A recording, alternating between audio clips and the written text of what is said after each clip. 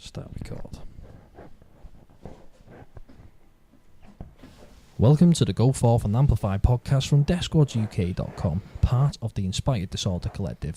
We are in no way affiliated with Brian Redband's original setup, but he inspired us to do this podcast. This week, me, Ben Burrows, at Brit Podcaster on Twitter, and Declan Edward Whiteside, at The Anarchist Undead on Twitter, are going to try and blow your fucking minds. Now, as they say in the United Kingdom of Northern Ireland and Great Britain and the Commonwealth, let us start this motherfucker. Oh shit, there's been an Amber Alert. Everybody is outraged. Everybody is saddened.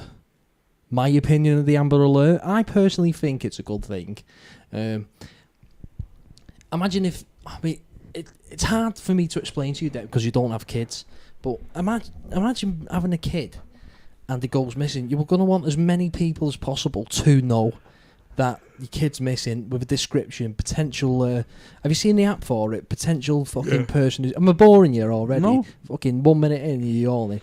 A potential person who's potentially kidnapped your kid, and there's an app out where if you see the car or you see the person who's kidnapped him or you see your child, there's a button you press and it updates to 911 and it gives you your GPS location out straight away. Yeah. I personally think the idea is good. It's a good idea. All the added on shit about people not downloading the app or getting the app to send out alerts. I mean, what was it? 100,000 people had an alert, and the majority of them didn't have it set up, and the majority of them were in bed at 1 o'clock in the morning, and they were woke up by the noise we just played, which is an horrific noise. It sounds like the end of the world, like you said. You're expecting to see a tripod come over the fucking mountains in front of you, aren't you? Because it's fucking more of the world shit. It just proves how much manipulation of your technology is at the hands of people who want to contact you at any time. It does stink a little bit, doesn't it? Yeah. I think one of the main arguments behind it, though, is I know you said you agree with it on certain points. On principle. The principle's a great principle. A lot of people might argue, though, that the Amber Alert is useless unless said person is in that area. Because by the time that Amber Alert went out, he was in Idaho. Because that's where they caught him. He was in a different state. He was already gone. So did Idaho get the alerts? Do we know? No, it was just California. It just went off in that cell phone area of that part where the house where it happened, where her family was killed and she was missing. It's shitty that people who didn't activate it still got the notification anyway. Yeah. I mean, that means there's something obviously embedded in people's phones, regardless whether you have an app or not, that can be activated by whatever government agency wanted to. It just proves that they can track you at any point wherever you are. I think it infringes, but the principle of it is an excellent idea. Where it goes on from that, what other shit they can do as well. Imagine if they could give you an electric shock on your phone. Imagine if they're chasing you and they can say, right, he's got an iPhone, he's got 100% battery, let's send out a pulse from that battery, which will immobilise him for us to catch him. Just press a button and your phone just goes buzz. Because that's potentially could happen if they ever get to the point in the technology's there. Is there anything you could do that? Turn your iPhone into a fucking conductor or something? Fucking hell, you just don't fucking know, do you? But I think one of the main things that would worry me about that type of a system is, let's say, it did say though in the law that they passed for the Amber Alert system in America, which automatically passed on January the 1st, by the way. Yeah. No votes, just automatically passed. They did say that it's automatically passing. It's got to be on phones, and obviously the iPhone has it just on anyway. It's on by default. It's on and installed by default. That stinks, doesn't it? That's why everybody fucking went mad about it. It's outrageous. It's outrageous. One of the things that would worry me. The principles of it is good. Yeah, I suppose so. But I think it's only good for fucking hurricanes and tornadoes, not fucking kid going missing. What do you mean by getting weather alerts? Let's face facts. Let's say in California, I wonder how many kids go missing in California a day. I bet it's a fucking lot. Really? I bet it's fucking shitloads. What shitloads? Well, fucking... There's nearly 10,000 kids go missing in this country every fucking year. Every year, 10,000 kids? Every year. Well, why did they only pick certain ones? Because they fucking usually have middle-class fucking families who know someone in the fucking know. Usually. Well, let's take, for example, the McCanns. I mean, that's got to be a global story, hasn't it, the McCanns? Yeah. 2 doctors Yeah. decided to go for a meal 100 yards away from the hotel room. Yeah. When they come back from the meal, the 3-year-old daughter was missing. The 2-year-old, the 1-year-old babies, the twins, were still in the court. Mm. They've never been arrested. They've been questioned. Yeah. And they've been put out there as a suspect, which you would expect in a child abduction case. If it was a couple who were on the dole, do you reckon they would have had more, more media attention, negative media attention than the 2 doctors did, the 2 middle-class doctors did? Well, arguably upper-class doctors had. Because it seems to me like they've been let off very lightly with the media. Yeah. They could have ripped them apart. What they should have said is, what type of parent fucking leaves the kid and fucks off for the dinner in a different fucking part of the fucking complex? Well, obviously, you had the thing a couple of months later, didn't you? That I can't even remember the name of a girl. That the Count, the Dolly. Oh yeah, when that Shannon. Girl, and then it turned Shannon. Shannon Matthews. Yeah. Then it turned out in the end it was fucking The a mum and her uncle knew about it and fucking had kidnapped her. Yeah. No, fucking there's why they don't fucking Yeah, now trust they're us. in jail. But I don't know, that there does seem to be that if somebody's from a more upper class family, they get much more media attention, you know. Positive media attention. Yeah, you know, relatively speaking, you know, for example, you know, there's fucking things that in your bad areas, for example, a kid might be missing for like 8-9 days, by which point they've been found dead. And that's all that happens on the news. Oh, blah, blah, was found, you know, 14-year-old daughter sexually assaulted, dead in a ditch. That's it. That's your media attention. The others seem to get on the media within fucking 2 days before they've been found. Then a week later they've been found, and in that time they've had a week of media. So do you think then that the Amber Alert should only be for people who have downloaded the app and activated it? Do you think there should be no type of breaking news like this is going on in your area, we need help? I think there should be an override for fucking something serious. For example, hurricane, tornado, tripods coming over the mountain, you know, stuff like that, definitely. You know, I agree with it on principle on that. One of the things that worries me, though, is, think about it, imagine if that Amber Alert system overrides everybody's phone in that area for a cell phone block. Now, let's say it's the centre of fucking New York, right? Yeah. Which, arguably, it's probably going to reach 6-7 million people within that fucking square 2 or 3 miles. That's a lot of people. There's about 8 million people at home. And imagine if someone got hold of it and, you know, and it's fucking, you know, Amber Alert and release fucking something insane. You know, something that just causes mass panic. All right, Amber Alert is actually named after a kid called Amber who went missing. And they're not protested, but they recommended that they have an Amber Alert when a kid goes missing. That's why they implemented it. But if they had an alert, like a warning system out there for all mobile phones like this, for example, there's a nuclear bomb on the way, find shelter. Imagine if somebody hacked that system. Oh, that's what I mean. You know, fuck it now. It would cause mass panic. The markets would bomb in seconds. The markets would fucking bomb, definitely. Fucking 90% of women fucking get raped within a day. Fucking people would loot everything. Yeah. People would rob everything. People would kill people. Without firing one bullet. Without firing one bullet, you could bring about mass panic. I know. And let's be facts. No offence intended towards Americans, but I bet they'd fucking panic more than anybody else. Why? Bet over here we'd be relatively calm compared to them. You fucking joking? No way. We would shit. Yeah, everybody'd shit. You know, no. We don't have no guns though. There's only people in the countryside who have guns. I know. Well, that's what I mean. So relatively speaking, you wouldn't be too bad. It'd just be people with guns who'd be fucking. But over there, fucking. And people going out fucking. They'd be going out fucking with everything. Yeah. Taking people down, protecting the property. Yeah, you know, fucking hell. Do you reckon it'd be easy to hack? I doubt it. I really do doubt it. But everything's manipulatable, isn't it? Everything's manipulatable, yeah, definitely. But I just don't agree with it. It just doesn't feel right at all. Yeah, I agree. The principle seems like a good idea, but it's impossible to implement well. I think if they went about it the right way and said, on everybody's phone, we are going to be able to do an Amber Alert, and this is something you can't opt out of. Everybody in the world needs to have this Amber Alert on there. I think if they went about that way and people were prepared for it and knew about it, it would be a little bit more acceptable. There was still, there were still people pissed off at the fact that they're being told that they need to accept something from a government agency or from the government themselves.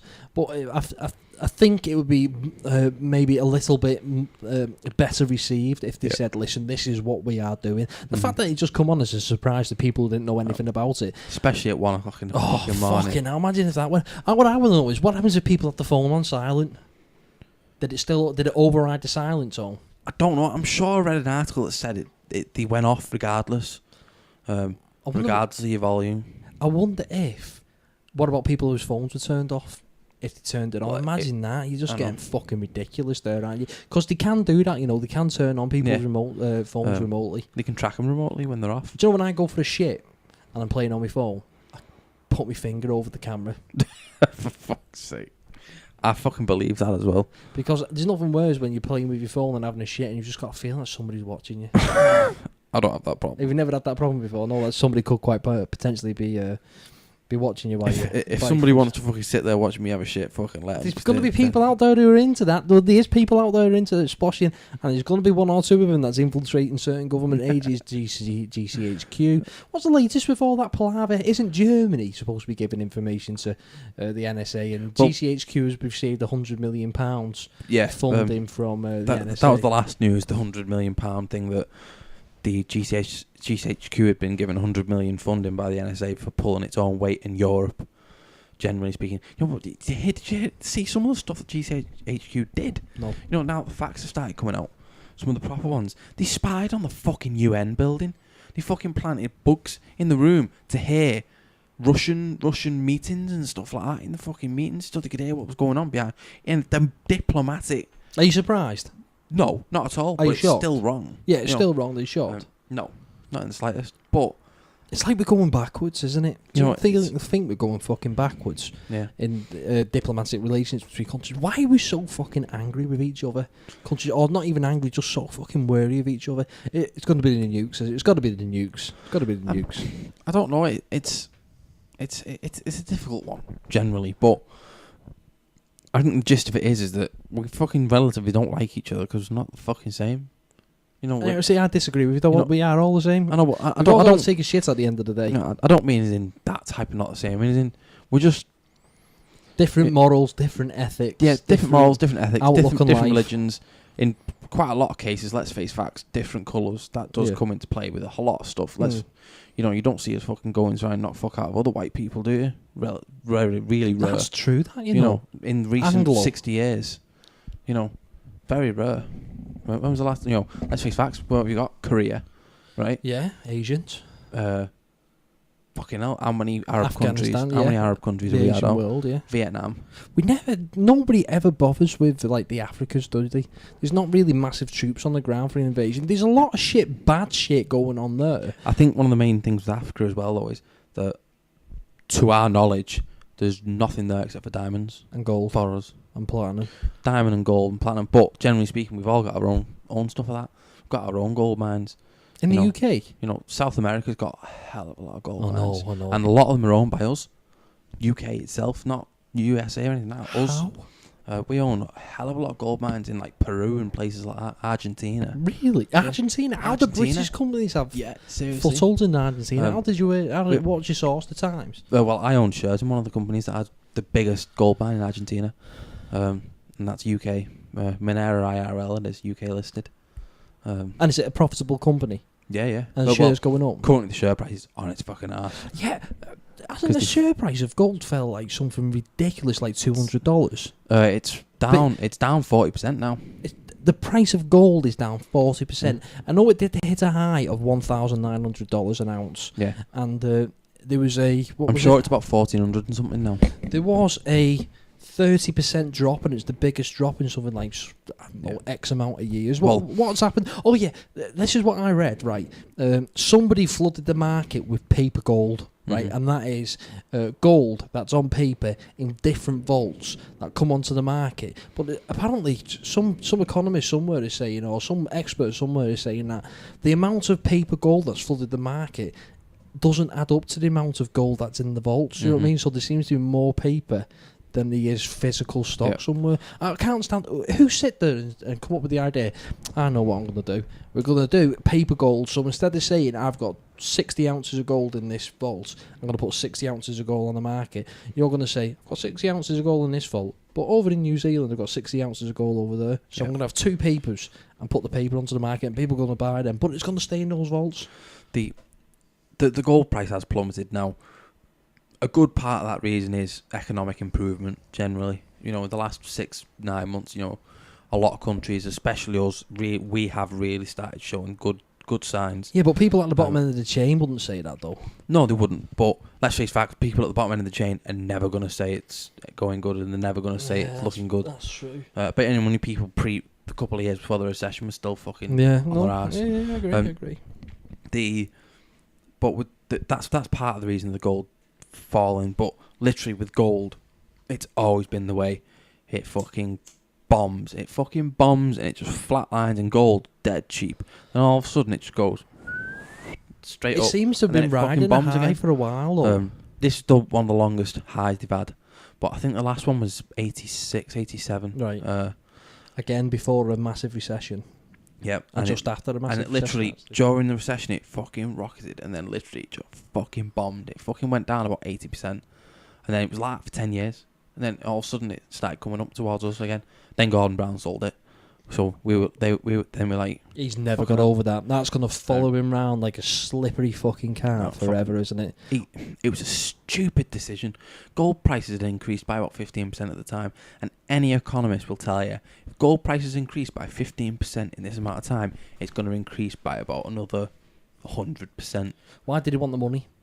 Fuck knows. Why did he want the money to pay debts? Probably to fucking bankroll all their bullshit fucking policies. Anybody know any figures of how much exactly he sold? Can you recall? I'm sure. I'm talking billions. I'm sure it was 1.6 billion at the time. That it. I know it was worth nearly fucking 10 billion by the time the gold price was at its peak. Why would he sell? How much gold did he sell exactly? Well, I can't remember what 1.6 billion. What percentage of gold was that in our stock?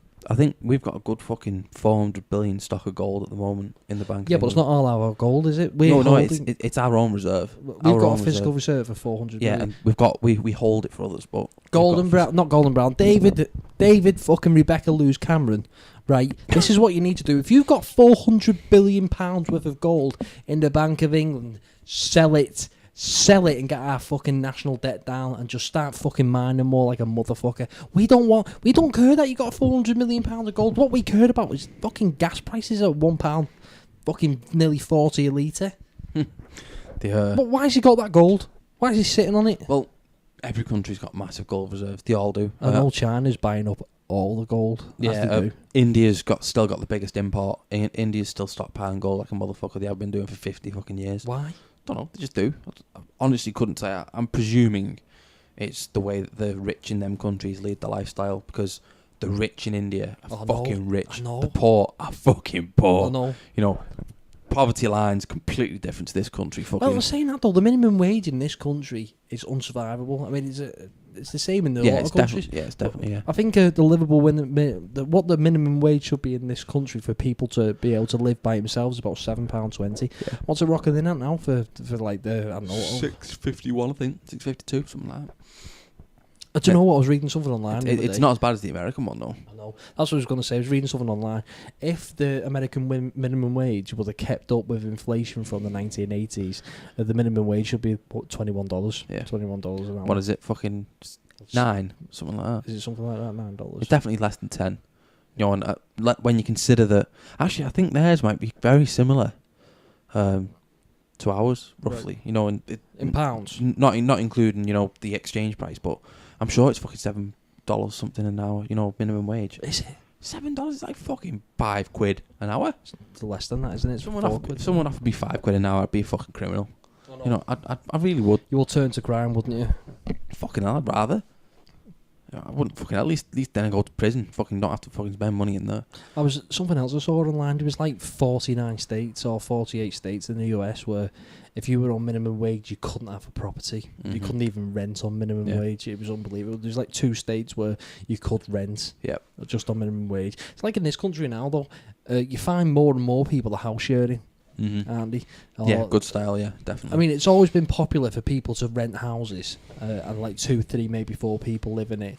But now people are buying houses as well, and it's not necessarily the couple. They're just trying to get onto the property ladder and sharing for 10 years, making a bit of money, and then selling the house. Some people. Well, let's face facts, right? Unless you had an amazing job, if you do not get with somebody, as in, a future wife or something like that, there's no way you could fucking afford to buy a house. Now that our mortgage has fallen, I could live in the house by myself, paying all the bills that we've got now. But you'd be fucking skint though. I wouldn't have 1 penny to myself. Yeah. I've number crunched it myself. I'd have about 60 quid a month. I mean, I don't think I've got that. I think I've got like £8 a month. I mean, me council tax would fall. Okay, you get 25% off your council tax if you live by yourself. Used to be 50%. I would have 1 less phone bill to pay. I'd be using less petrol. Food would probably stay the same if it was for myself, because even though budgeted £200 a month, our food bill's like fucking £600 a month. Food would probably stay the same. What else? I would be using less gas. I'd be using a lot less electricity. So I think I would probably be about, I don't know, I'd have like £120 a month for myself. Fucking, that's terrifying. That's roughly what I budgeted mine at. That's terrifying, that, isn't it? So how much do you reckon you need to earn before you can live by yourself? Then about 40,000 comfortably. Yes, definitely 40 grand. Not only that, the main problem you find then though is anybody who's on 40 grand, you can guarantee would not live in a little town like this. Yeah. The vast majority, most of them will be towards the cities. Yeah. And all of a sudden, house prices start rising. And they're usually married, aren't they? Or they're living with somebody.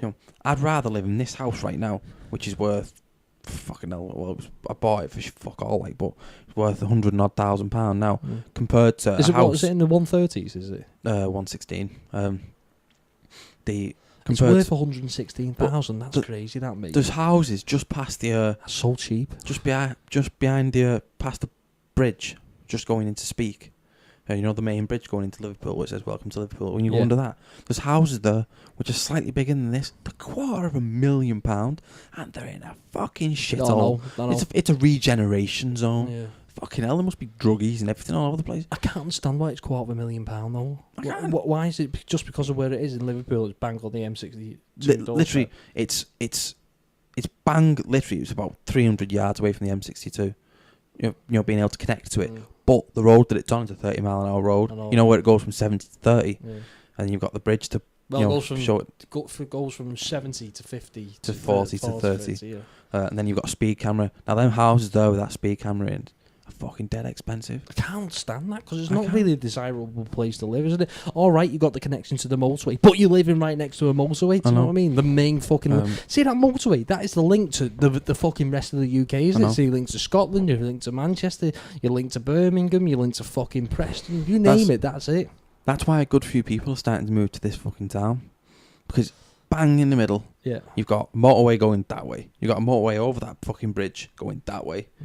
On the end of this motorway is another fucking motorway that goes up both ways up the fucking country. You've got a fucking motorway that connects everywhere. I know, it is the official, the original community town, isn't it? And in this town currently, this close to cities, you can still buy land. You can still build your own house if you've got enough money, Or if you really feel like being foolish, you can buy them fucking £500,000 houses up there. Mate, it's inexpensive to buy land and buy a house. I know. And see if you've got £100,000 cash, right? If you can get a mortgage for £100,000, or you can get £100,000, you can buy a piece of land for between £20,000 and £50,000, and you can build an unbelievable house for £50,000. An unbelievable house for £50,000. And still furnish it. I know the patches of land where they've just built them new houses. I know we're going off subject for the people who are watching now, like, 'cause they probably don't have a fucking clue what we're on about, but the pieces of land that up there that those new houses are built on, the £500,000 of POF houses, do you know how much that was going? The land there, per plot where them houses are going for, I worked it out the other day with my dad, £2,300 per plot of the house. Where the houses are being built. £2,300. And he's selling them. You'd have fucking 97 grand. You build a fucking castle. Those houses, I'm willing to put my fucking mortgage on it. Those houses never cost more than £40,000 to build. Not in a million years. Not in a million years. When in 2001, when I worked for a utility company planning, I used to plan where the electric mains were going to run, existing electrical supplies were going to run to brand new street lighting. on new housing estates, right? And I was speaking to some of the developers, and he said these houses are being sold for 220,000. These are like big fucking houses. These are like £250,000 houses now, being sold for 220,000, and they didn't cost no more than 28 grand to build each. Bricks, labour, toilets, kitchen, £28,000 to build. Yep. Selling for 220,000. How is the arse fell out the country when there's money transferring around like that? I seen it. Well, technically though, think about it. Money's not being transferred around like that. It's all fucking mortgages. You know, it's all fucking banks lending money they don't have fucking have. So the developers must be getting the money though. I know, yeah, definitely. Yeah, well, as we've fucking seen when the recession hit, the fucking developers have fucking spunked it all. You know, fucking hell, all the housing companies went to fucking shit. I don't understand that. If a housing company is selling 1,000 houses a year at say 200,000, or what's the average house price in the UK?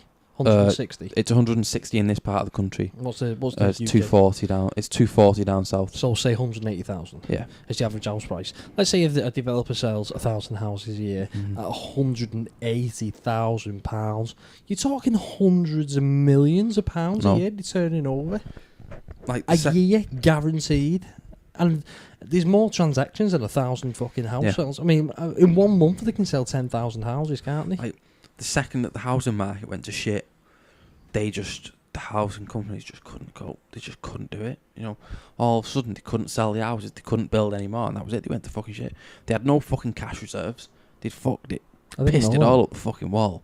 You know, like I didn't know that. Taylor Wimpey, that was one of the biggest housing builders in the world. It's massive in America. It was massive here. I didn't know that either. And that has literally just started making profit after fucking 6 years. Oh my fucking god! You know, they were making so much profit beforehand, and the second the recession hit, the share price just went. I wish I would have knew back in the day not to buy my own fucking stupid new house. One of the biggest mistakes I made was to buy a fucking new build. Yep. I wish I had the common sense to get the money that I got and buy land and build my own house. Can you get a mortgage like that? No, you got to have a physical bricks and mortar to buy. There's nothing to stop you from fucking buying the worst, shittiest house you could find and knocking the fucking thing down. Oh, it wouldn't cost much to knock the fucking thing down. Yeah, but you can't get £120,000 mortgage in a house that's worth 20 grand, can you? You can't. You only get the value of the house. Well, yeah, it's a fair point. You couldn't really. Be no real way to do it. I would have bought, if I knew now, I would have bought a council house and would have done it up because we had 30 grand cash reserves. Yeah.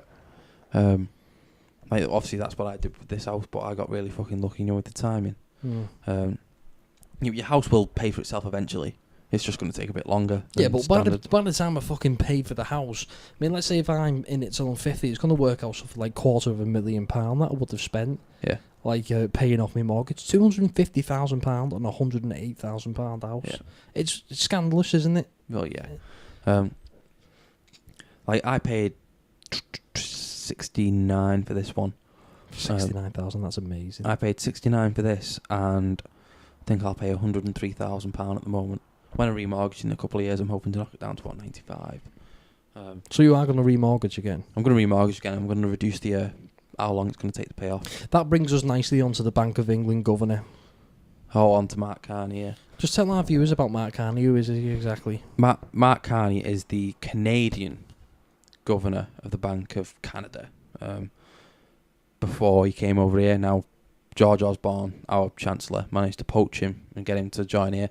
Now, they did approach him last year to do this, and he turned it down. Why? And they approached him again, and he turned it down. Why? And both times, the reason's not really been given. Right. But both times, they offered more money.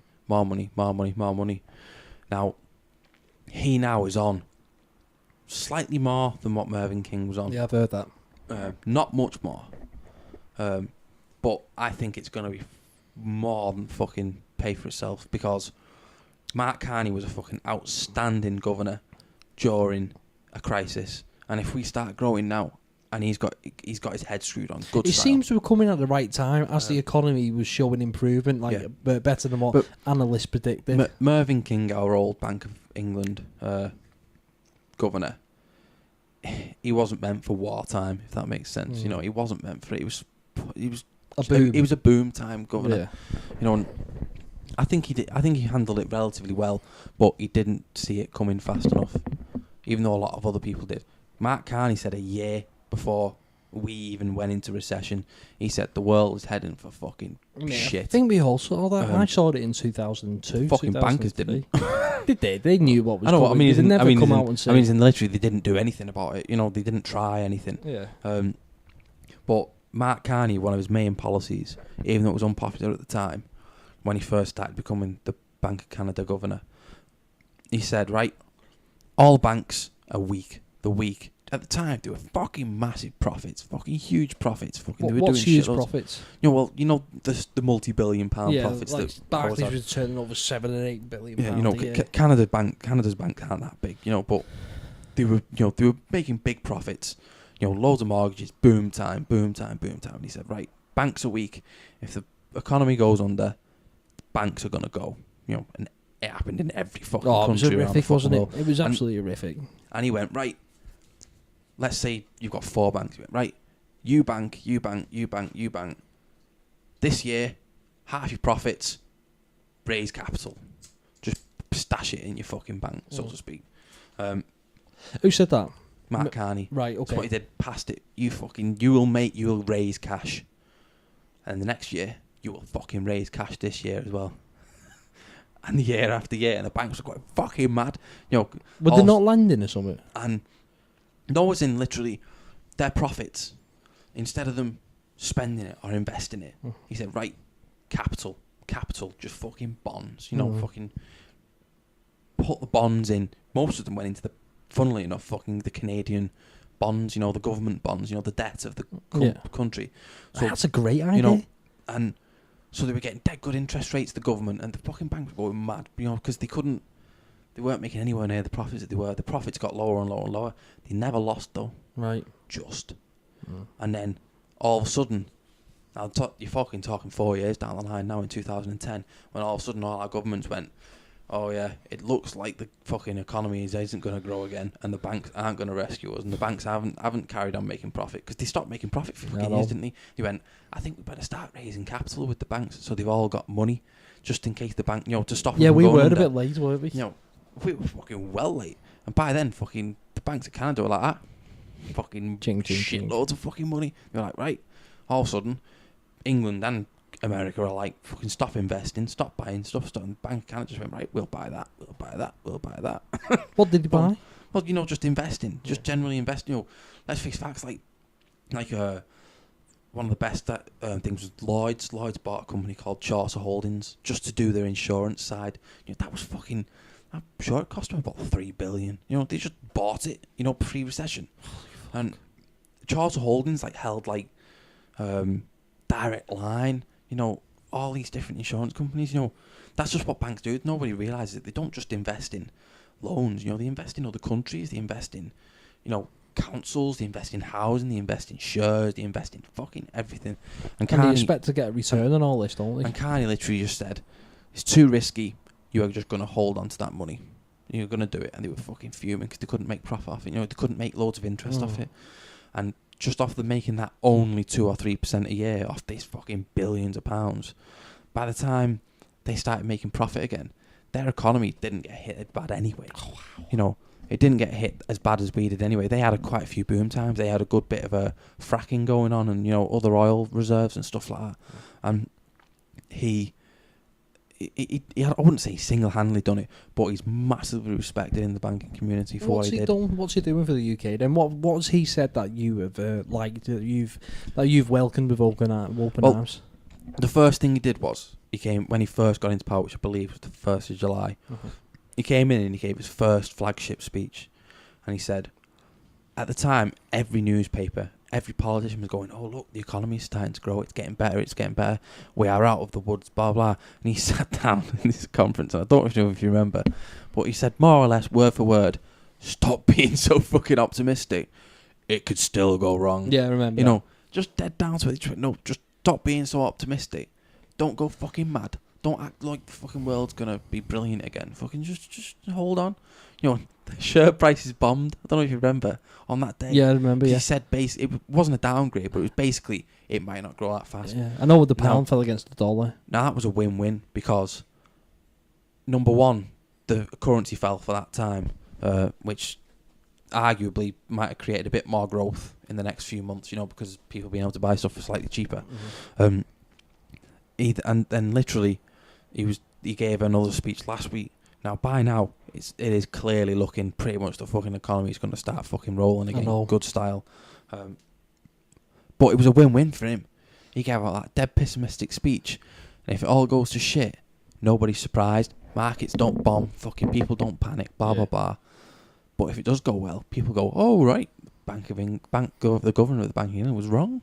What he said about interest rates are going to be frozen for the next 3 years, I welcome that with open arms. That was great. And he said he will not think of growing them again unless there's 250,000 less people. 750. Sorry, 750,000 people. He wants the unemployment rate below 7%. Before he thinks about it, that not blackmails, but that puts employers in a position, or banks in a position where they want to see employment, so they're going to start lending. They're going to start lending like a motherfucker. That's exactly one of the. It is a form of, I'd say persuasion, not blackmail. Bribery. Type of bribery, is it? It's a good idea. Now, I know there is risks. I don't know the exact figures on banking or anything like. I know vague things and everything. I've read a good few articles on it, and I know a lot of people have said it is fairly risky what he's done. If you know what I mean. He does run the risk of banks starting to lend a bit too much again. But if he pulls it off, like he fucking nearly always does pull stuff like this off, if he pulls it off, in a couple of fucking years when the unemployment rate starts dropping below 7%, you're going to have now they might only be technically employed in fucking 11, 12 hours a week, something like that, but the economy is going to be growing good style. Well, there's now contracts out there that are 0-hour contracts, aren't they? You're not dodgy as fuck. Now, that's shitty. I'll give you a contract of employment. You're contracted for 0 hours a week, so every hour you work over that you get paid for. That's some clever bastards for bringing that in. You see, thing is, years ago there used to be 0-hour contracts before these ones that were out. If you know what I mean, these ones are dodgy as fuck. You don't get paid anything. Now I know two people one who works on pile drivers. The pile girders into the ground, foundations. Now that is thingy. It's the work is dodgy as fuck. Sometimes it just dries up for weeks. Right. They only do. It's not like you fucking go and pile drive a fucking girder in the ground for a bastard house. They just use fucking concrete. Yeah. This is for industrial buildings, and it goes through phases. Warehouses are getting built and stuff like that. And it travels all over the country. Now in a working week, he gets paid 800 quid for a working week. You need a proper license for this, and experience, and usually ex-army people, stuff like that. Right. He gets paid 800 quid a week. If he all of a sudden, he might get told though, and he's had it before, where his employer said to him, "We don't need you now for 11 weeks." Holy shit! Right, but he gets standby. He gets 250 quid a week for every week for not working. That's happy. That's happiness. So he budgets for 250 quid a week. Every week. Roughly. Now, if he's parked up for 11 weeks, he's fairly skint, if you know what I mean. But for every other week that he gets paid, he gets paid good and he's working, number one, he's away for 5 days anyway, working away, paid for by the company in hotels and everything. He'll just, thingy then. What he earns goes in his ass pocket. Yeah, it's in his ass pocket and it's extra, But how many weeks of the year is he actually working? Is he spending more time working than he is not working? That's the problem, isn't it? Well, last year he did 38 weeks work. That's excellent then. But he said he remembers years where he's only done 10 weeks work and years where he's done 52 weeks work. Yeah. He's worked at Christmas, and 0-hour contracts like that I absolutely agree with, because there's a certain... You're getting paid for it. There's a humility part of it. But yeah, it's not just that as well. It's the fact that that company is saying, right, look, we might not have enough work for you next week, so here's this. Sorry, we don't have enough work for you. Whereas these other 0-hour contracts are, we don't need you this week. Pay as you earn. Yeah, fuck that. I'd shove it up their ass. For me, if I didn't have 40 hours a week in any job, I'd probably be fucked. I couldn't afford it. I think we all would. So Mark fucking Carney good. I'd say very good. Right. 9.5, 9.6% good. Really? Currently. I mean, I I know deep down inside that the low interest rates aren't going to be around forever. Yeah. And when they start rising, it's going to hurt. Do you reckon we're going to see 0.25% every month for something like a year or something when it starts growing again? Or do you reckon it'll go up 1%, 1 6 month period, and then another percent, another 6 month One period? of the main things I've got to give him is that the way he said it is that there's going to be a lot of people out there, that at least the people who've got their head screwed on, the type of people who aren't just, having a little mortgage or a little this or whatever, people who really have money, they're going to be watching this now, and they are going to look for that employment rate, and they are only going to start saving or doing this or investing in that, round about that point. Now, for me, I am going to fucking wait until that employment rate's down by about 600,000 people, and then I'm going to remortgage. And I'm going to get a 5-year product period at the 0.5%. If that makes sense. Yeah. And he knows a lot of people are going to do that. Okay. Which is a very good idea. Right. Because he... Get it before the rises. He brings stability to the economy then. Not only that, a lot of people are going to be tempted right there and then to remortgage then. Right. Now, you got that point where theoretically you're recession-free for at least a decade. Okay. Under... every recession from the last 100 years, has never lasted, has never come back after 10 years. It's always been longer than that. It does seem to be like a wave, doesn't it? Like a 10, 15-year wave, and then it's just a recession. So if he plays that right, all of a sudden, just at the end of the, just as we're starting to really grow, and we've got 10 years recession-free, there's going to be shitloads of people who are going to jump on the market who've been paying mortgages for 10, 15 years now, who are going to remortgage, and they're going to have loads of money. And they're going to go fucking mad. They're just going to fucking buy everything. And I reckon the economy will fucking skyrocket. And the only downfall he needs to watch is that banks do not get too big again. Yeah. He really needs to watch Does he have any authority then to put any restrictions on banks? He can put certain amounts of restrictions, and he can also recommend restrictions to the Chancellor. Right. To the government, but the Chancellor being the representative of the government that he deals with. He doesn't have as much power as he did in the Bank of England, Bank of Canada, but he does have a fair amount of power over here. Now, do you reckon his terms of him being employed in the United Kingdom was that he wanted more power? He wanted to have more power over banks. He said that very specifically. So do you reckon that was one of the terms they're given them by employing him in the UK? Definitely. But that's good then. Because it's not good having a lion with no teeth. The day that Osborne announced him as Bank of England, when everybody in the entire House of Parliament went, "What? How'd you get him?" No one's seen that coming. Everybody expected a British person. It's been a British person for fucking 400 years. It's very strange that there's a foreigner in charge of our bank, and if he does well, that's really good. I don't consider nationality Canada and Australia as that foreign, if that makes sense. Well, because they're the Commonwealth. Not necessarily just that. It isn't it because they're part of the old empire? Their economies are really tied into ours. Is it because they have the Queen's head on their nose? Yeah, it's that type of thing. Fucking hell, Canada's military is still called Her Royal Majesty the Queen's military. Well, yeah, they did drop it for a while. I think it was in 2001 that they decided to get the royal part of it again. It's like the Royal Canadian Mounted Police. They got a good it's very, very, very strange that a foreign power is the leader, the head of state. I mean, the Queen is the head of Canada, isn't it? I don't understand that. I know. I think it was a very good point, though, of Osborne, for example, as unpopular as he is with a lot of people. I think it was a very good point of him to go, look, we're not going to pick somebody just because they're British. We're going to pick somebody because they're good for the job.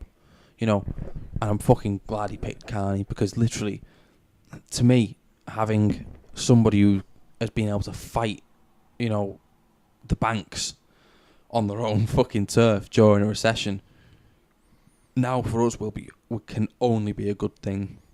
I genuinely think it can only be a good thing.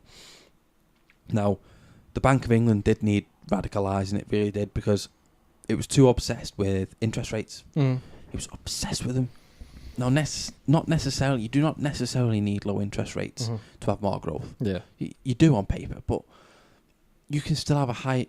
They were concentrating far too much on getting the interest below 2%, and as Carney admitted openly, before he even announced being the Bank of England governor, he said, "You can't just concentrate on one thing. You can't just rely on the interest rates, because that's what they did last time. They relied on interest rates, and the interest rates fluctuated wild, fucking from 0.5% to fucking whatever the hell it was, 11% or something pathetic during, what was it, fucking John Major, I think it was. People fucking nearly ended up in the street within a week. Matt Dyer, thank you very much for texting me and saying you're watching the show. Just let me know if you heard the shout out. I'll give you a shout. It's not something to do quite regularly, Matt, but this is a shout out over Matthew Dyer, you sexy motherfucker. But the main thing behind it, I can't even remember what the fuck I was saying now. 11%, John Major, 11%, 10%. They concentrated too much on inflation, far too fucking much. Yeah. They were going, right, we've got to get inflation down, that's the only thing they cared about. They didn't give a shit about employment or growth, fucking inflation. That's all they cared about, and as Carney said, fuck inflation.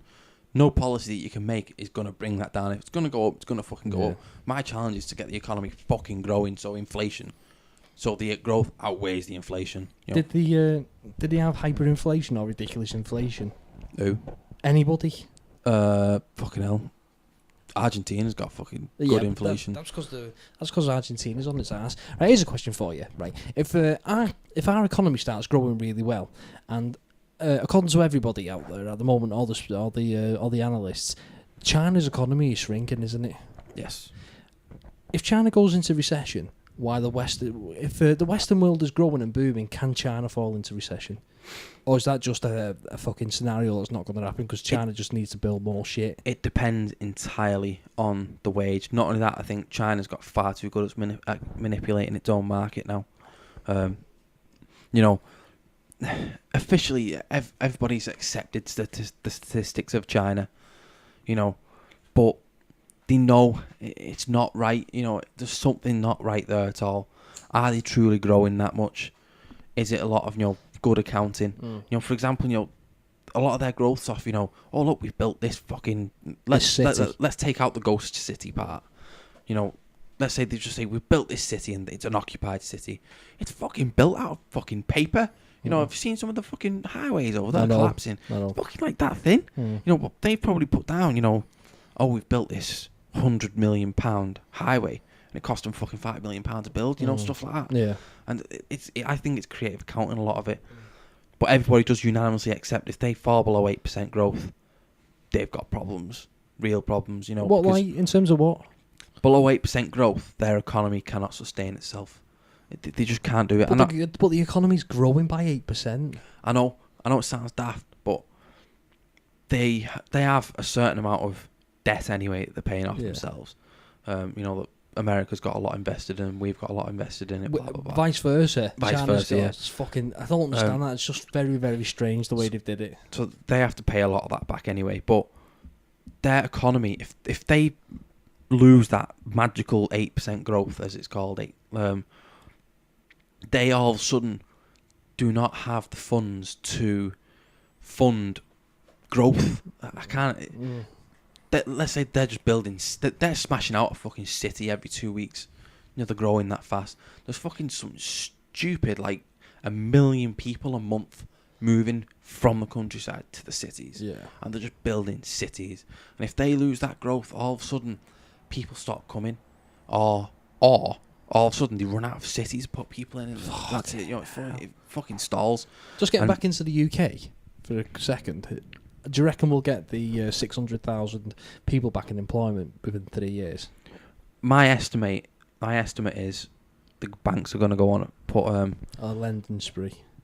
Not necessarily lending spree, but they are going to increase lending a bit more now because they know if they manage to get that, if they manage to be responsible for getting that employment rate to that point, they know interest rates going up, and for banks then it's fucking money time. That's when people start saving. Yeah. A lot of people who've been saving now, they're not saving it. They'd rather put it in bonds or in this something else because the interest rates keep it shit. Keep it at home under the mattress. Like, I had a web saver the other year from when I was saving up for my car, and I filled it up. It's good standard. It was only 2.75%, which was quite good at the time. Yeah. Right? And he fucking sent me the renewal letter the other day. Now, for some reason, all my fucking saving accounts are still fucking active on Halifax. Doing me head in. I can't close them, and I can't be asked phoning up to close them. I wish I could close them online, but I've got 3 of them. Don't use them.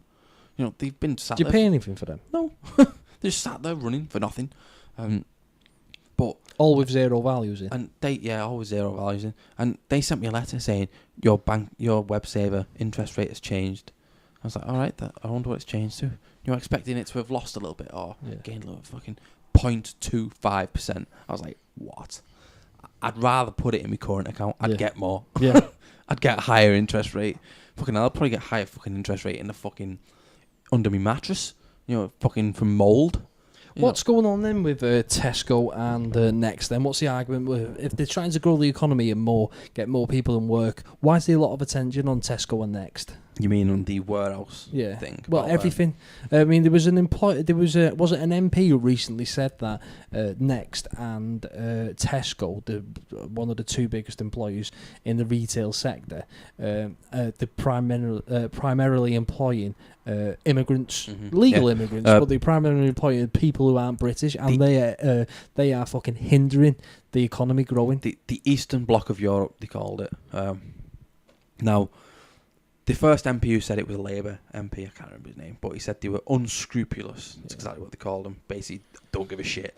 Don't give a shit about people. Just want profit. Yeah. And then a Conservative MP agreed with him. But the first Labour MP had got it wrong with the area. And then he backtracked and now he's fucking withdrawn the comment.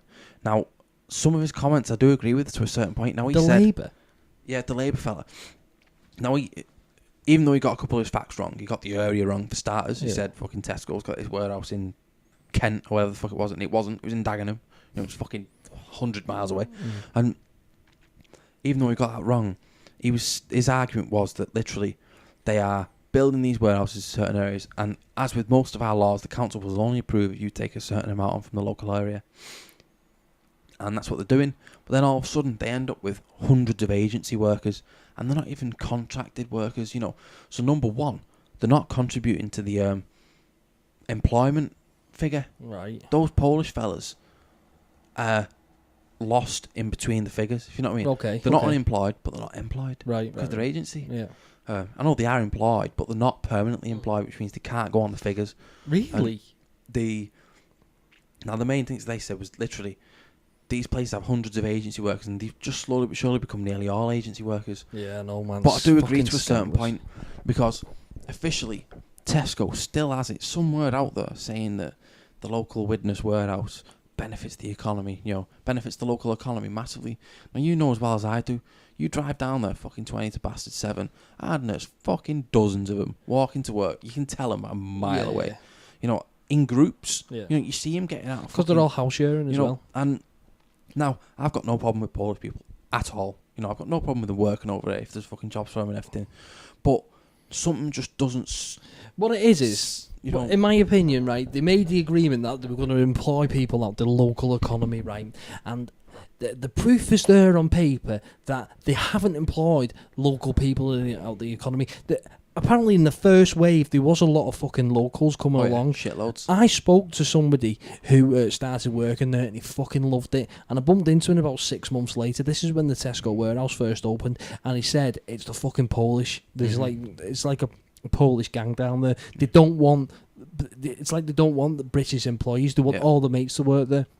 What I've also noticed as well, where I live now in West Bank, there's been a massive influx of Polish people. So a lot of them are living in the local community and contributing to it because they've moved to it. But I know they were bussing people in from fucking Manchester. Manchester, they were bussing in to fucking go and work in a Tesco warehouse when there's fucking, 10,000 people unemployed in Widnes when they could have took the jobs. All right, you get lazy ass people in all fucking walks of life who want to sit on the fucking ass with their fingers up the bum eating fucking pretzels. But they had the opportunity to do something fucking amazing there. I think one of the main arguments behind it was that they weren't necessarily just sacking people off, but they were forcing them to not want to work there. Yeah.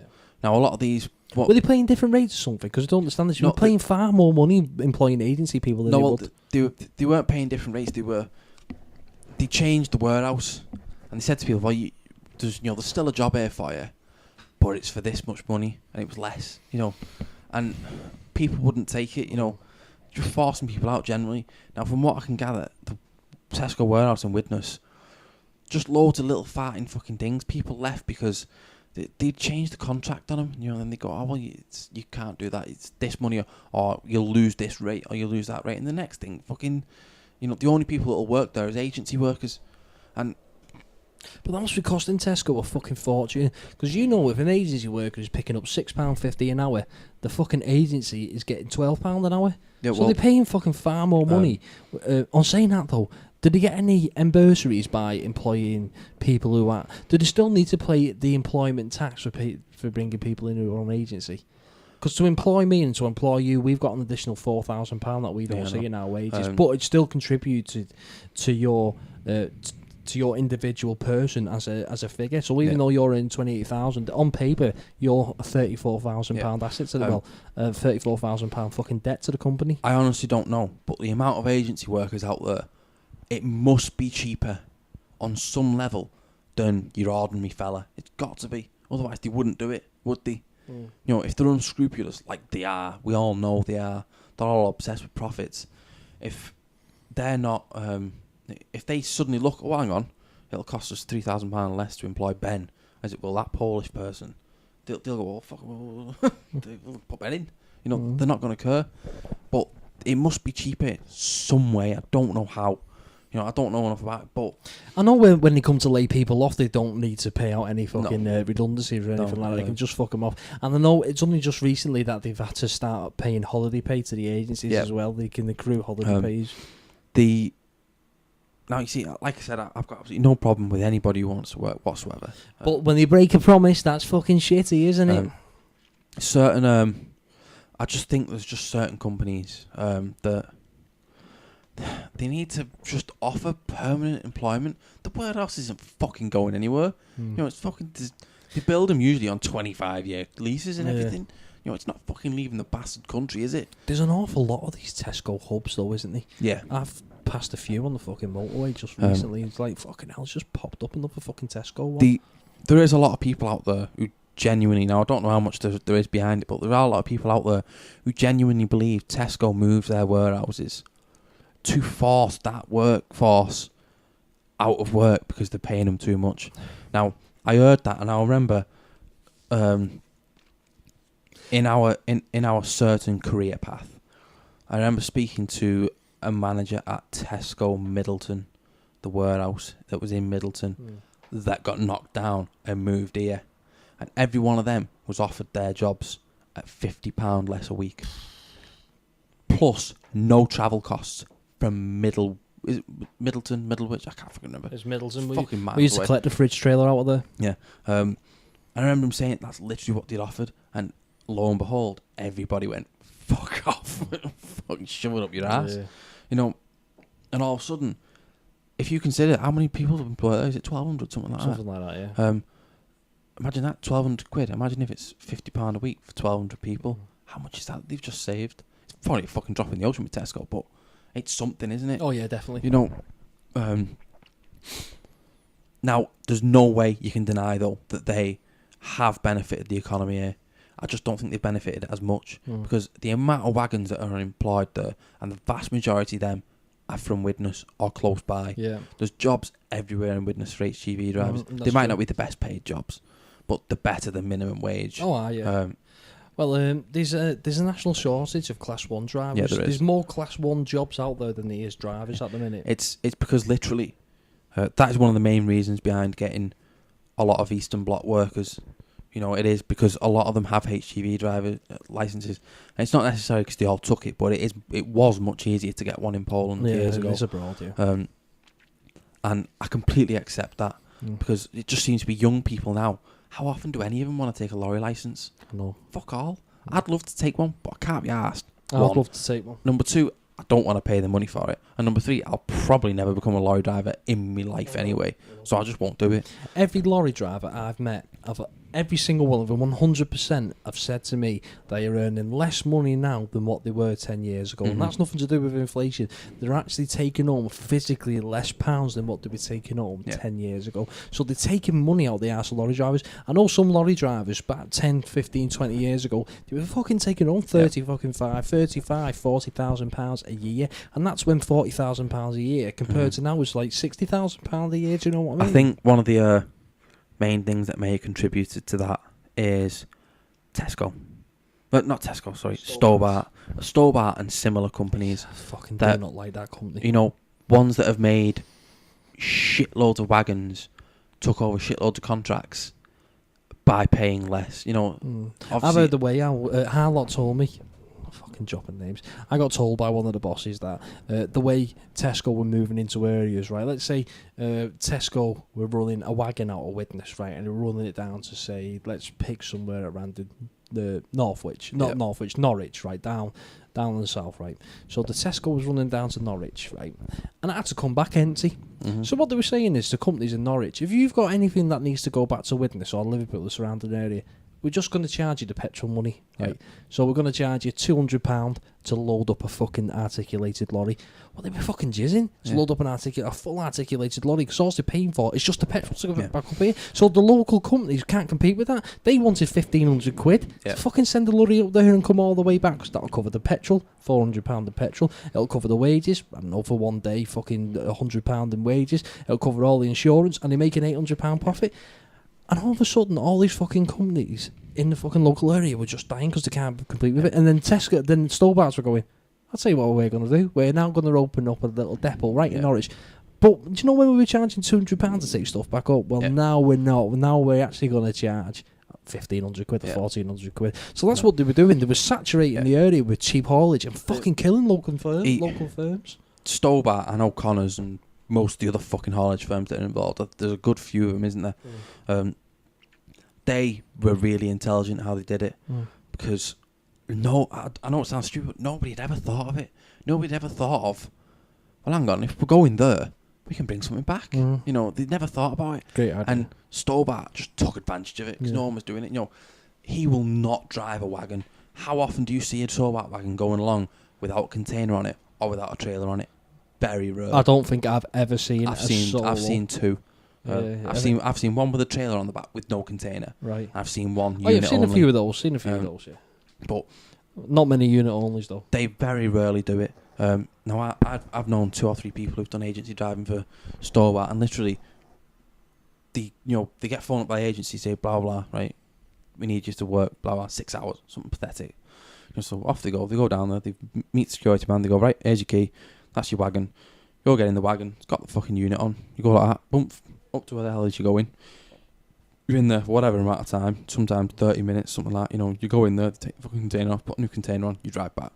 Dead simple. You know, it's fucking complete doolally.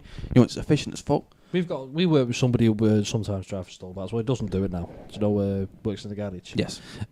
He says he used to pick up about £80 to work in 8 hours for him. Yep. So he wasn't getting an awful lot of money through the agency. And all right, it's still some good money in your ass pocket, though. It is, 80 quid. And he was paying the basic rate tax at that point because it was classed as a second job. So he was coming out with about £80.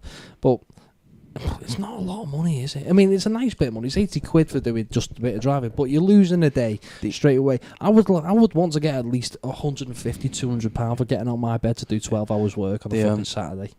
They dropped it, didn't they? They dropped the agency rate to close to a minimum HGV wage. Yeah, more. It was something like £7 an hour. How can they afford to do that when there's a fucking national shortage? Who's going to say, do you know what, I'm going to go and drive for Stobart who's paying fucking minimum wage, or go and drive for fucking Tesco who's paying an extra fucking £1 an hour? Did you ever hear about what they did with the gearboxes with Stobart? They kind of fucked up. Bless you. Bless me. They did kind of fuck up. Now, it was a really good idea. It was a really good idea for what they were doing. They wanted to get tax breaks for being more efficient, eco-efficient, by using less fuel, less emissions, blah, blah, blah. Yeah. So they bought all new wagons, and they fitted them all automatic gearboxes. All right. And this is exactly what happened. Which is strange, because automatic engines use more fuel.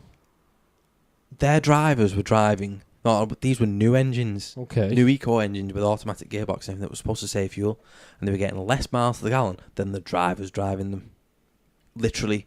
And they were like... huh? So they just changed them back to manual. So every Stobart driver fucking still drives manuals. Because... have you ever been behind a Stobart wagon? Fucking hell. They drive about fucking 10 bastard miles an hour in the 30 zone. Dust me head in. No, I've not seen I that. drive like a lunatic when I'm next to them because I'm like, fuck, I don't want to get past. But I could see why. You know what? I think they restrict to 52 miles an hour now, I think, Stobarts. Oh, what all lorries are? No, those lorries restrict to 56 still. Oh, it's 56, sorry, yeah. No, Stobarts are definitely restricted to less to get this tax rebate on fuel. The fucking cunts, you know. But I bet you any money, that 4 mile an hour difference, I bet that's fucking a lot of money. Oh, yeah, definitely. Well, the chap who retired at work, who used to have his own haulage company, his unit that he was driving was an automatic, and he could get 50 miles to the gallon out of his when everybody else, 50 miles to the gallon loaded, when everybody else was getting between 8 and 10, because he could manipulate, he could tell the gearbox when he wanted to change gear, where everybody else was getting between 8 and 10 loaded, and they were at the fucking peril of the automatic fucking gearboxes, that's all. And the extra 5 or 6 mile a gallon, if you think about it, is fucking horrific when you're it's almost fucking, he's paying 40% less in fuel than everybody else doing the same mileage. That's amazing. Well, if you want to see fuel efficiency, look to Matty Dyer, who you gave a call out for before. He's got no AC, no automatic gearbox. That's a manual. He's got no AC. You should have seen him the other week when I seen him. I seen him just high-vis jacket and he was just pouring this fucking water over his head. There you go. That's fucking eco-efficiency. No aircon. See how much money that saves him. That's a myth. That I don't care. I've seen Mythbusters, and when they were running the car, and they said, "Oh well, actually, it's more fucking efficient than what it was when the aircon was switched." I think a lot of people theorised it's because it's holding the revs a bit better.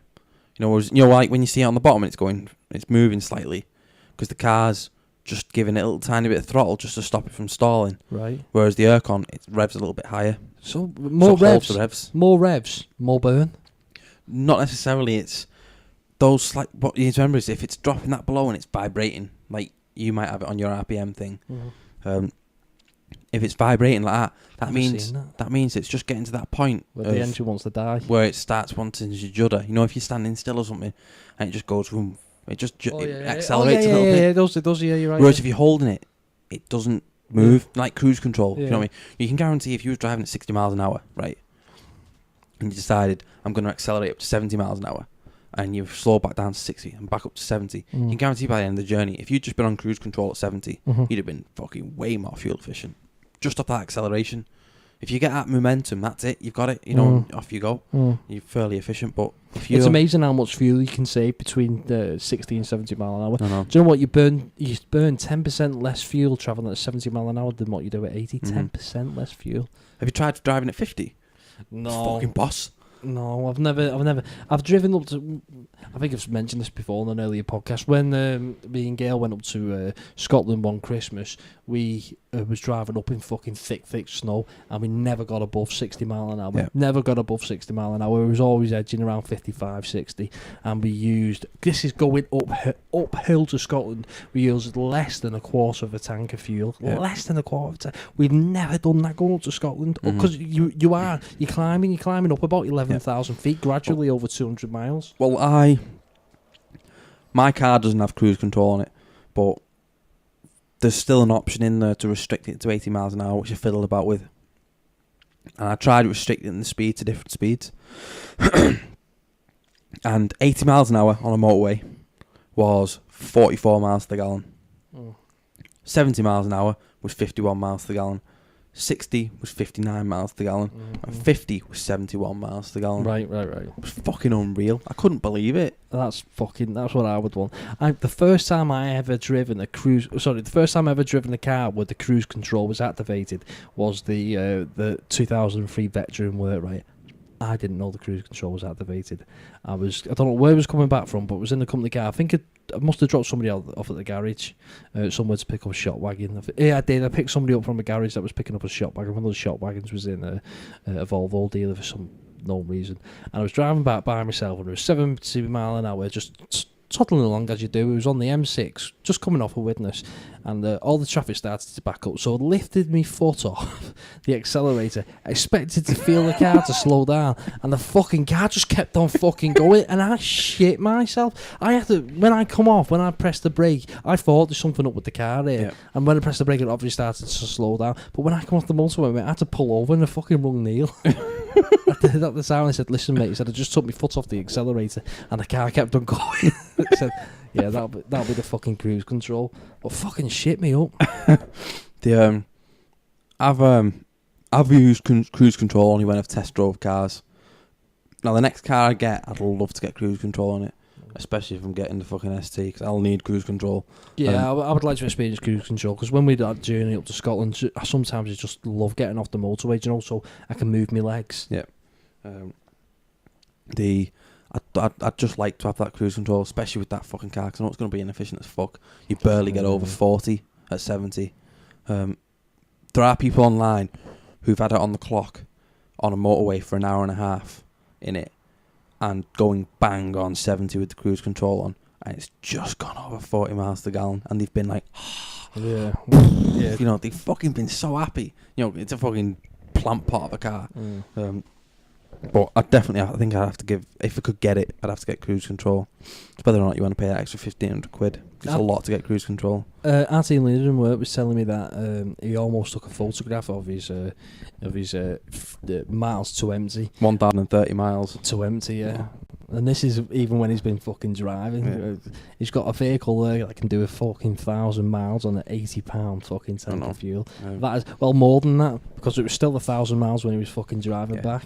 That can't be accurate. That's a fucking long way, that. No, a lot of your Volvos and your BMs and Audis, your efficient ones anyway, like your 2 litres and stuff like that. That's amazing. They'll fucking smash that. 1,000 miles. Because that's more than 100 miles per gallon. It is. I know it sounds daft, but your car, my car, will be, while they're efficient on motorways, compared to a big car, they can't touch it. Yeah, I know. I know. The big cars just fucking eat it up. Yeah, I know.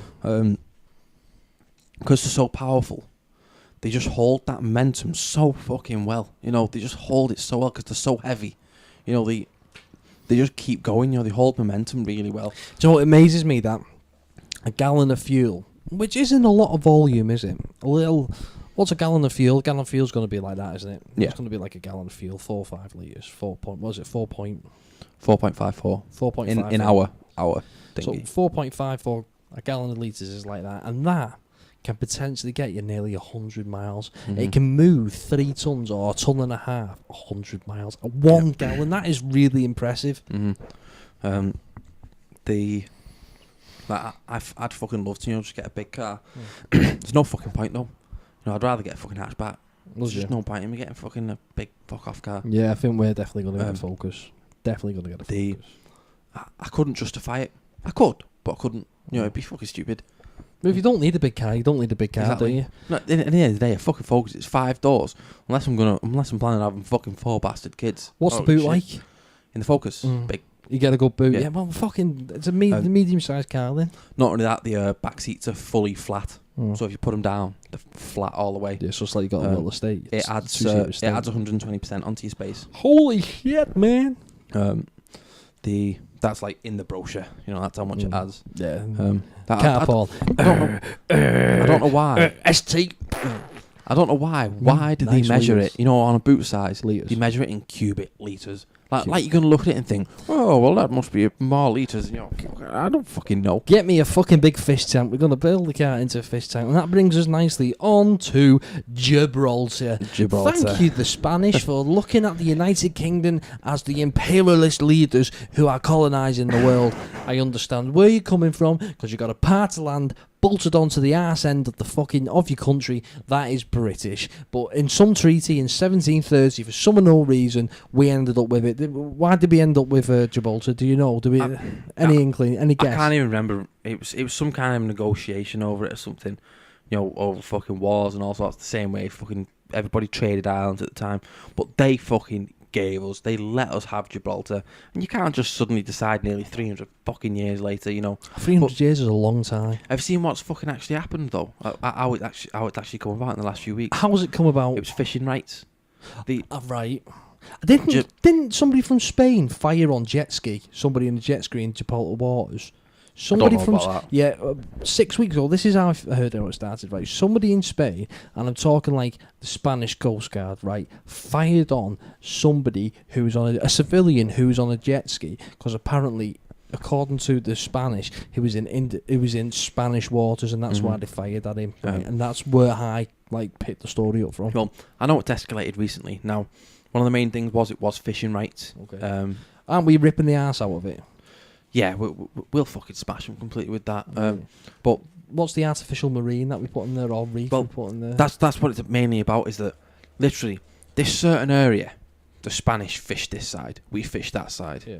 Now, we don't really do any fishing there anyway, but the government of Gibraltar, or whatever the hell it is, has decided, to build these coral reefs, to make artificial reefs and everything. So they've been using concrete blocks and all sorts, and they put all these concrete blocks in, and the Spanish fishermen said that all the fish from this area fucked off. And they all went fucking mad about it.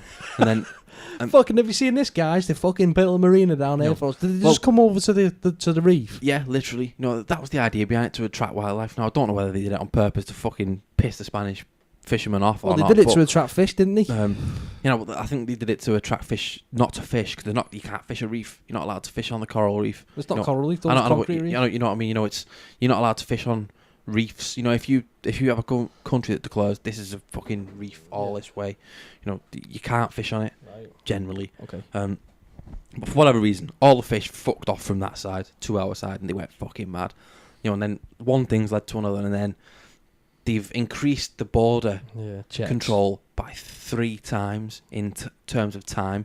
So people have been waiting 4 or 5 hours. Oh no, 8 hours. 8 hours, yeah. And coming back the other way, though, coming from Gibraltar into Spain. Now, and from Spain into Gibraltar. Now, a lot of people have said this is a very similar thing to Argentina. Yeah. Argentina trying to stop the public from concentrating on their political scandal, because Spain just had a big fucking scandal with their correct, yeah, foreign minister, I think it was, or somebody really important has been involved in some kind of big fucking fraud scandal, and all of a sudden this is escalated, and then they've been going, we'll start charging €50 to cross the border to Gibraltar, and literally all the British have gone, well, that's really, really fucking bad for you to do that type of thing, but what about your fucking 17,000 Spanish workers who cross over every day? And Spain's gone, oh. No, they must have thought that.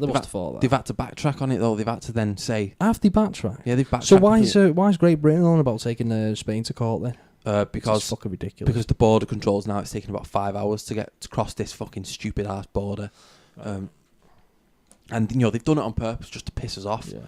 Now, it was definitely the foreign minister of Spain has hinted that the prime minister, when he has a meeting with Argentina next week over some other thing, may try and join forces with her to push the UN for a certain thing about British colonies.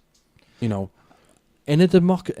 democratic world, and I agree with David Cameron with this, and I think every other government and every other leader will say the same thing. In a democratic world, if that people of that country wants to vote to stay with a particular sovereignty, you've got to respect the people, regardless of what fucking bit of land it's bolted onto. It's been part of the United Kingdom now for 300 years, and if the people of that land want to remain British, then that is their decision to do so. Just because it's bolted onto it, I wouldn't like it. I wouldn't like it if fucking, I don't know, say for example, trying to pick one without sounding too fucking xenophobe, but let's say fucking France had Newcastle, right? Not necessarily that I wouldn't like it, but if people started asking questions, I would think I would turn around and say to myself, do you know what? Well, it's part of Britain. Why the fuck are French having a say? And all the revenues are coming from France, and they're having tax breaks and all this. Yeah, it's part of England. I can probably see that. I probably will give less of a fuck now I come to think about it. So I can see where the Spanish are coming from if they're not trying to hide the scandal. Do you know who's in charge? Do you know where the member of the European Parliament is for Gibraltar? I do not. Well, I can't remember his name, but he's a UKIP member. He's asked the British government to escalate it and send a frigate. They've already sent a frigate. Have they sent a frigate There's a frigate over? in Gibraltar's waters. They've said it's a... There's a... Fucking hell, There's a helicopter carrier, yeah. a frigate, and about 4 standard patrol/warship type things. You know, well, the mini versions. It is a naval base as well, isn't it? Well, they've said that this is a scheduled event. Now, obviously, you start getting high media coverage, don't you? So all of a sudden, people go, well, hang on, there's fucking frigates coming in. Yeah. It might be scheduled, you don't know. The Spanish could use that as propaganda, couldn't they? You could say, look, Great Britain are militarising Gibraltar. Yeah, well, but it's whether or not... You see, the main thing is that Spain's got is that Spain can't do fuck all. In terms of? Because it's in the EU. In terms of what? Argentina can do what it fucking wants. But Spain would violate nearly every EU fucking agreement by doing anything. Are you suggesting invading it? Because that was going to be my next question. Are Spain going to invade Gibraltar? No way. But literally, no way. The whole purpose of the EU generally was to keep all of us together from stopping to not fuck out each other. It's come down to economic. This podcasting shit. It's come down to economic stuff now. It has. But 50 years ago, people were all shit in the pants. They were like, fucking hell, Germany's going to go off on one again. Yeah. Everybody's going to kill each other. Fucking World War III's around the corner. That was the whole idea. Now it's become something economic and, even more politically politically motivated than What's that. What's the unemployment rate in Spain? Something ridiculous. 40%, something pathetic. No, it's not that. It's 40% in 18 to 24s.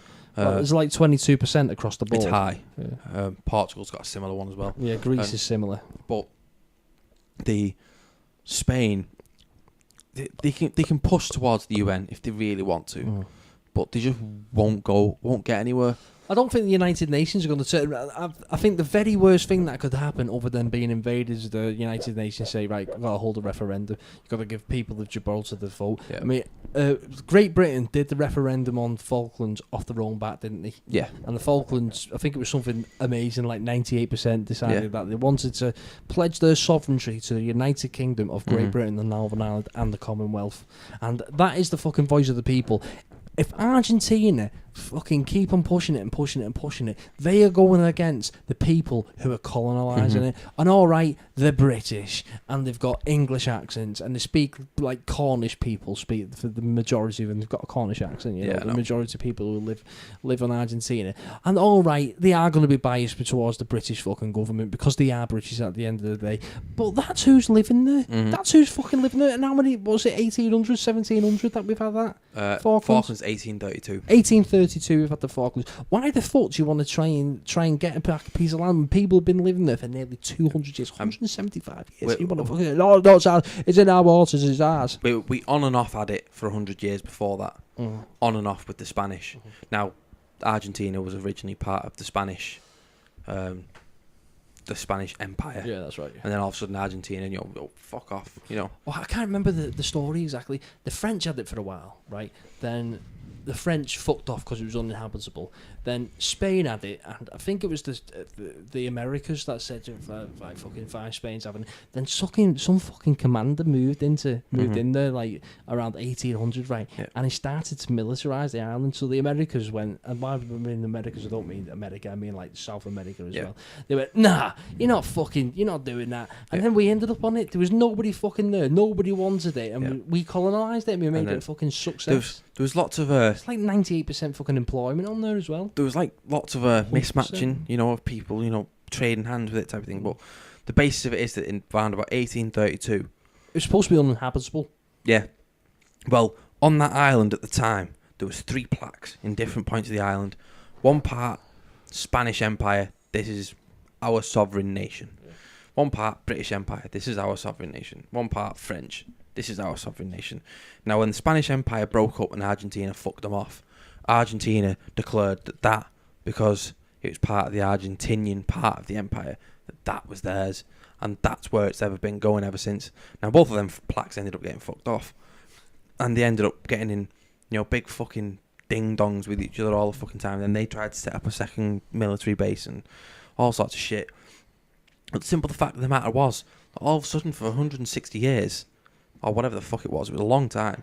For 160 years, they just didn't give a shit. No. And all of a sudden when, oh, hang on, there's some good stuff there. there's a bit of oil, and there's a bit of shale gas, and there's a bit. Oh, hang on, fuck off. Basically, I just think it should be a general thing. That literally, I know it's not as simple as it, but it should be right now. What borders are now, what disputes are now. That's your country. That's your country. That's your country. That's your country. Yeah. Unless the specific area decides otherwise. And Spain's got its own fucking problem coming up. It's got its own referendum. It's got its own independence referendum. On Caledonia. What Barcelona? Well, Caledonia is the richest part of Spain. It's like 40% of Spain. Okay. And the government in that area, it's always been a nation. No one realises that. Spain is still the Spanish Empire. It's 3 nations. Is it? 3 governmental nations, and one of them's Caledonia. And what's the other one? I can't remember what the other one is, but one of them's Caledonia, one of them's the Madrid area. Yeah. I can't remember what the place is called. And the other one, I can't remember what the two nations are called. But Catalan. Caledonia. Catalonians, yeah. It might be that. I can't remember. I knew it was something like that, but they've said that they're going to hold a referendum, and they're trying to get it into law and everything so they can hold this referendum. To what? Now, people in this part of Spain don't fly the Spanish flag. They fly whatever. Is it Catalonia or Caledonia? Or it's Catalonia. They fly that flag. They fly it.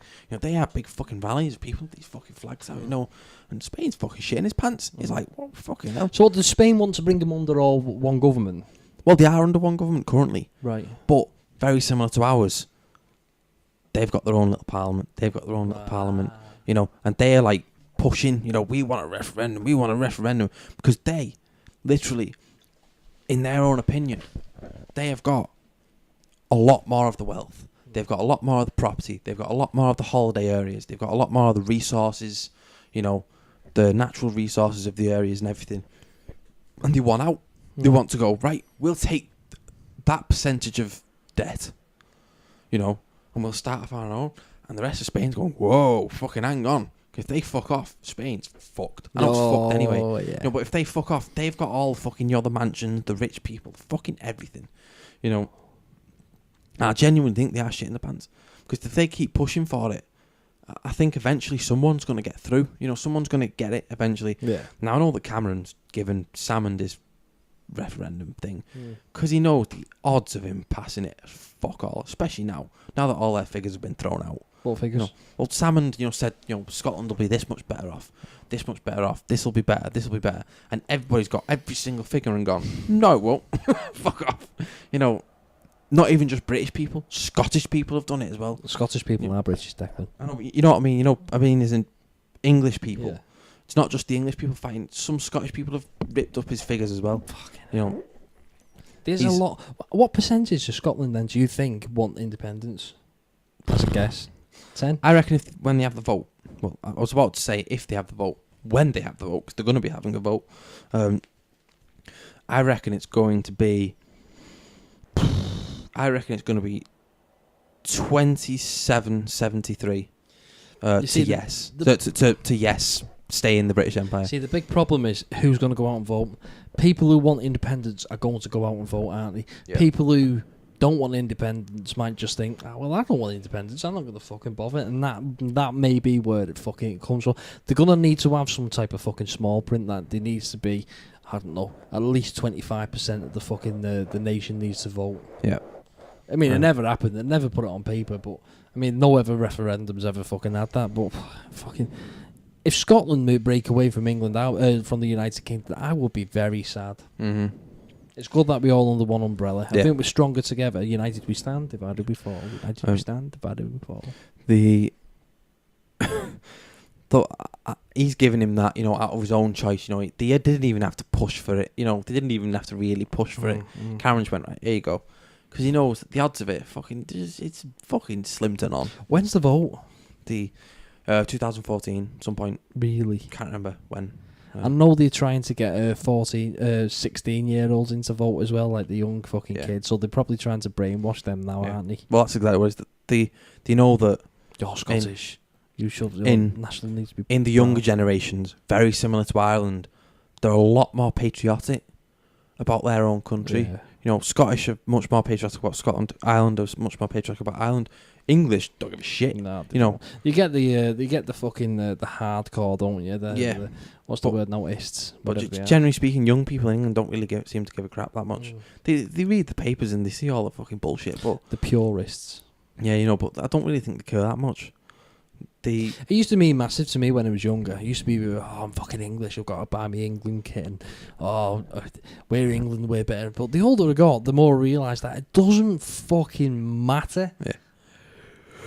Yeah. But it will be interesting to see how it plays out. But Salmon's policies have pretty much all been fucking torn to shit. Yeah, poo-pooed. And he's had to admit on quite a few of them that they've got the figures wrong, They've overestimated this, they've overestimated that. Not only that, then you've got the even bigger, complicated problems of how the fuck do you split the economy up? How do you split the debt up? How does Scotland become part of the EU? How do they split the military up?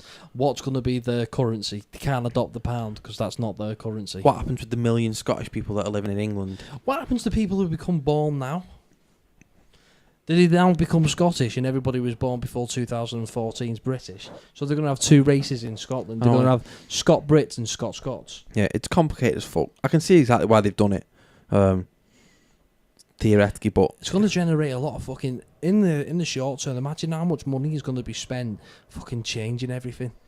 Scotland, taking all the Great Britain flags down, taking everything British out, just calling them Scotland. Well, there's a lot of fucking royalists in Scotland. A lot of the Protestants in Scotland are dedicated to the Queen. That's why they have the division between the Rangers and Celtic. Yeah, one's Catholic and one's Protestant. Rangers are all about the Queen. I don't know what percentage that breaks down to in terms of the population, how much is Protestant and Catholic, but you have diehards on each side of the fence who are loyal to the Queen and are loyal to Scotland. What are Scotland going to have? They're going to have a Prime Minister, or will they introduce a royal family? Is there any place for royalty in 2013? How is it in 2013 we still have kings and queens? I mean, I can get into a massive debate about the monarchy. I think that's a future podcast. I actually read up the other day on, it wasn't anything to do with the podcast, I was just reading up on Scottish history. The last British member of the royal family is in a British royal, so an Irish king, Scottish king, or an English king. The last one who died was in the year 1400, and it was the last line of the Scottish throne. The last one, and he died in battle. With the English, funnily enough.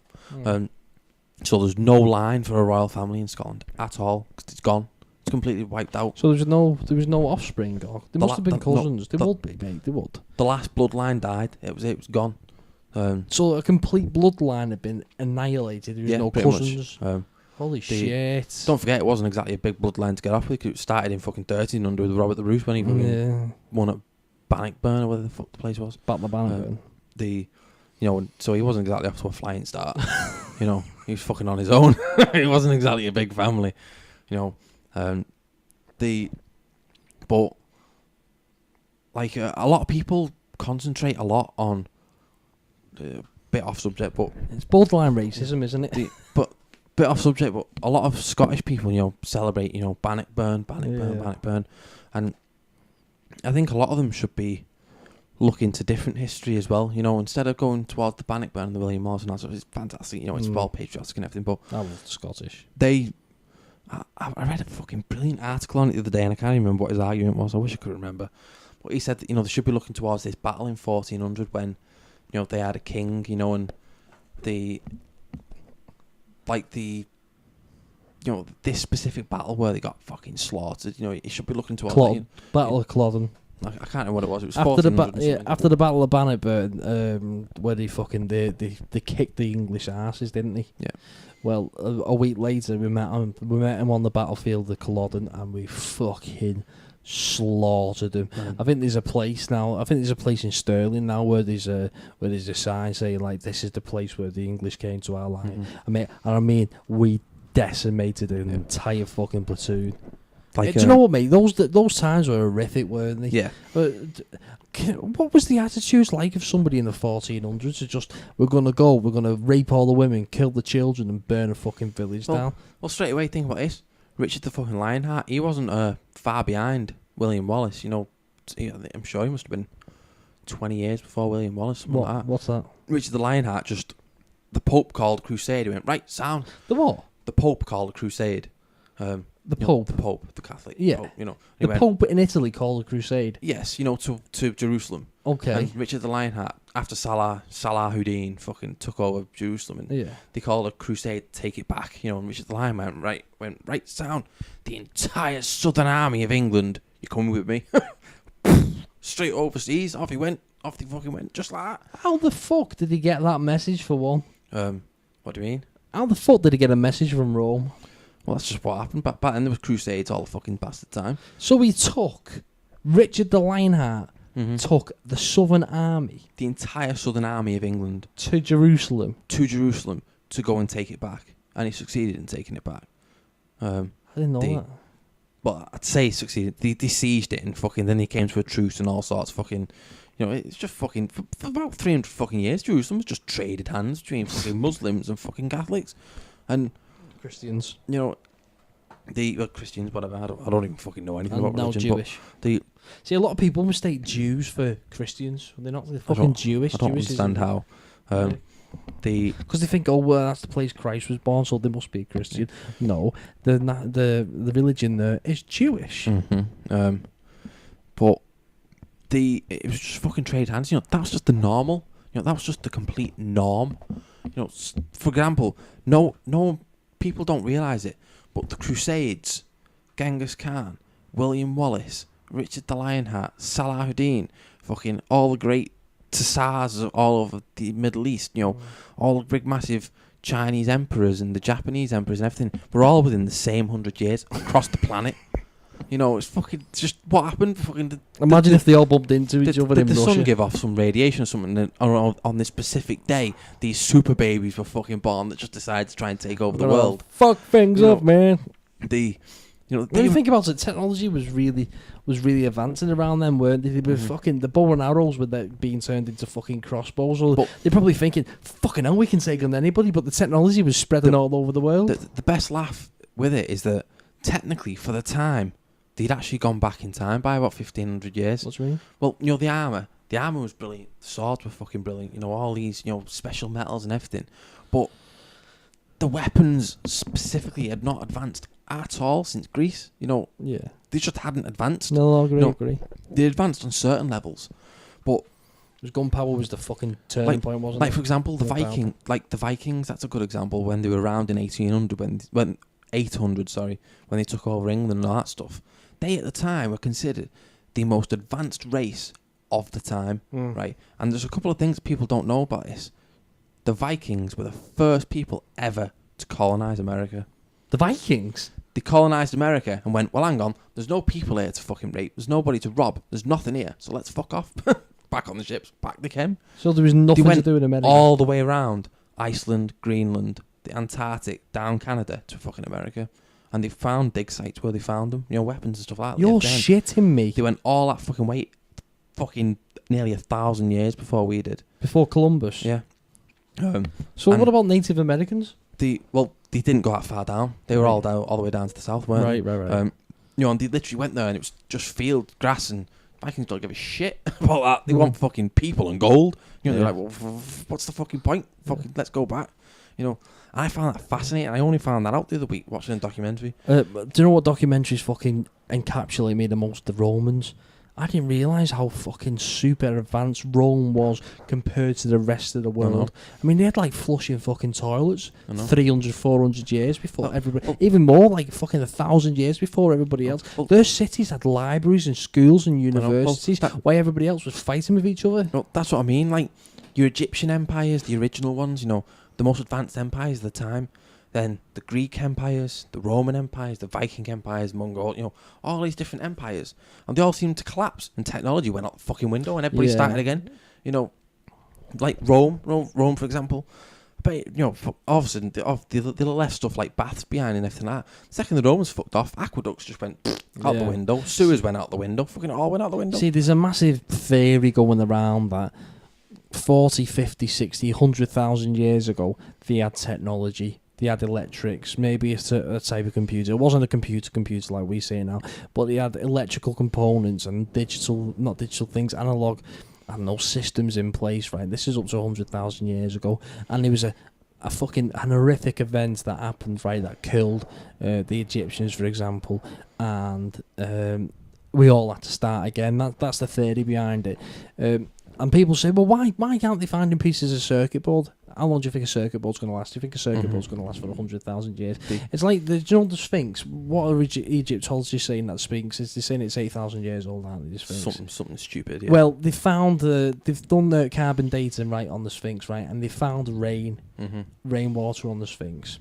And this carbon dating is supposed to put the Sphinx 20,000 years before it was fucking built. How the fuck were these civilizations building pyramids 40,000 BC? How you tell me how a civilization is building a pyramid 40,000 years before there was any type of tools? Just the way the advancement of technology, it's just fucking mad. Like, for example, like you said, the Romans, the most advanced people at the time, they had all these fucking legions, big fuck-off shield, loads of armour, dead good swords and everything.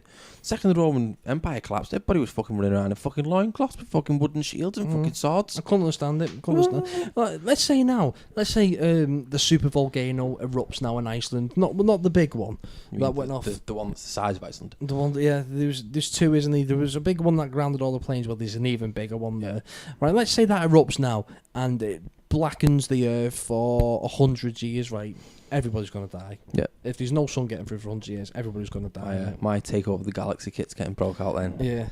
You might be able to that'll be one and only time where you might have a good chance to colonise the world. Right. So that erupts, right? For 100 years it's dark, right? You're going to kill off at least, 90% of the fucking... Technology is going to go out the fucking window. Technology is going to go out the window, right? How long is it going to take? How is it even possible for the human race to recover with a 90% wipeout? Because that's only going to be pockets of people later and everywhere. It's going to take tens of thousands of years. Paper is gonna. It's estimated that it'll take approximately 10,000 years. If you ever seen any of the documentaries where it says after humans, have you ever seen any of those documentaries? No. Right, it tells you what had happened. Like, it starts off like 1 hour after humans disappear. So all of a sudden, all human life on the planet disappears, right? That's the story. It doesn't tell you how or why, and it tells you what happens, right? After a week, all the oil refineries, because it's refining that much oil, all the oil refineries fucking start to explode, right? Yeah. And it reckoned it takes 10,000 years for all life of on this planet to be any evidence of life on this planet to completely fucking get eradicated. The tallest skyscraper in 10,000 years, there will be nothing left. The skyscraper will fall, and everything that was involved with the skyscraper will just then become part of the land. Do you know what I mean? The earth will just move. There'd be no history of roads or anything like that. All the statues, the Statue of Liberty will degrade and break down. Every house and everybody. That's 10,000 years, right? If 90% of the planet gets wiped out, in 10,000 years, we won't be fucking recolonising and fucking starting building computers. It's going to take, let's say it takes at least 100,000 years for us to get to the point of where they were in 1400 BC, right? Are they going to think, could they turn around and say, well, fucking 100,000 years ago they had computers and automobiles? There's not going to be any evidence of that driving around, is there? So they would have to start again, and would they come up with all these fucking stupid stories? How do we know that all these fucking stories of religion and everything aren't just fucking dead advanced beings for fucking thousands and thousands and thousands of years ago, all your gods and everything? How do you know it wasn't just the fucking top-notch armies of the time? I mean, how old is the planet supposed to be? I mean, it's about 5 billion years old. Yeah, that's what I heard. Are you telling me it took us 5 billion years to get to where we are now? Are you telling me that the civilizations before us, I know there was Neanderthals. Neanderthals had bigger brains than us, and all right, they were running around in fucking frilly fucking I don't know, bearskin hides. But I find it very difficult to believe that it took us 5 billion years now to I don't know, to be able to ring somebody across the fucking room. I think it is very plausible for a million years ago, which is a million years is a blink of an eye in terms of the universe, isn't it? Yeah. Right?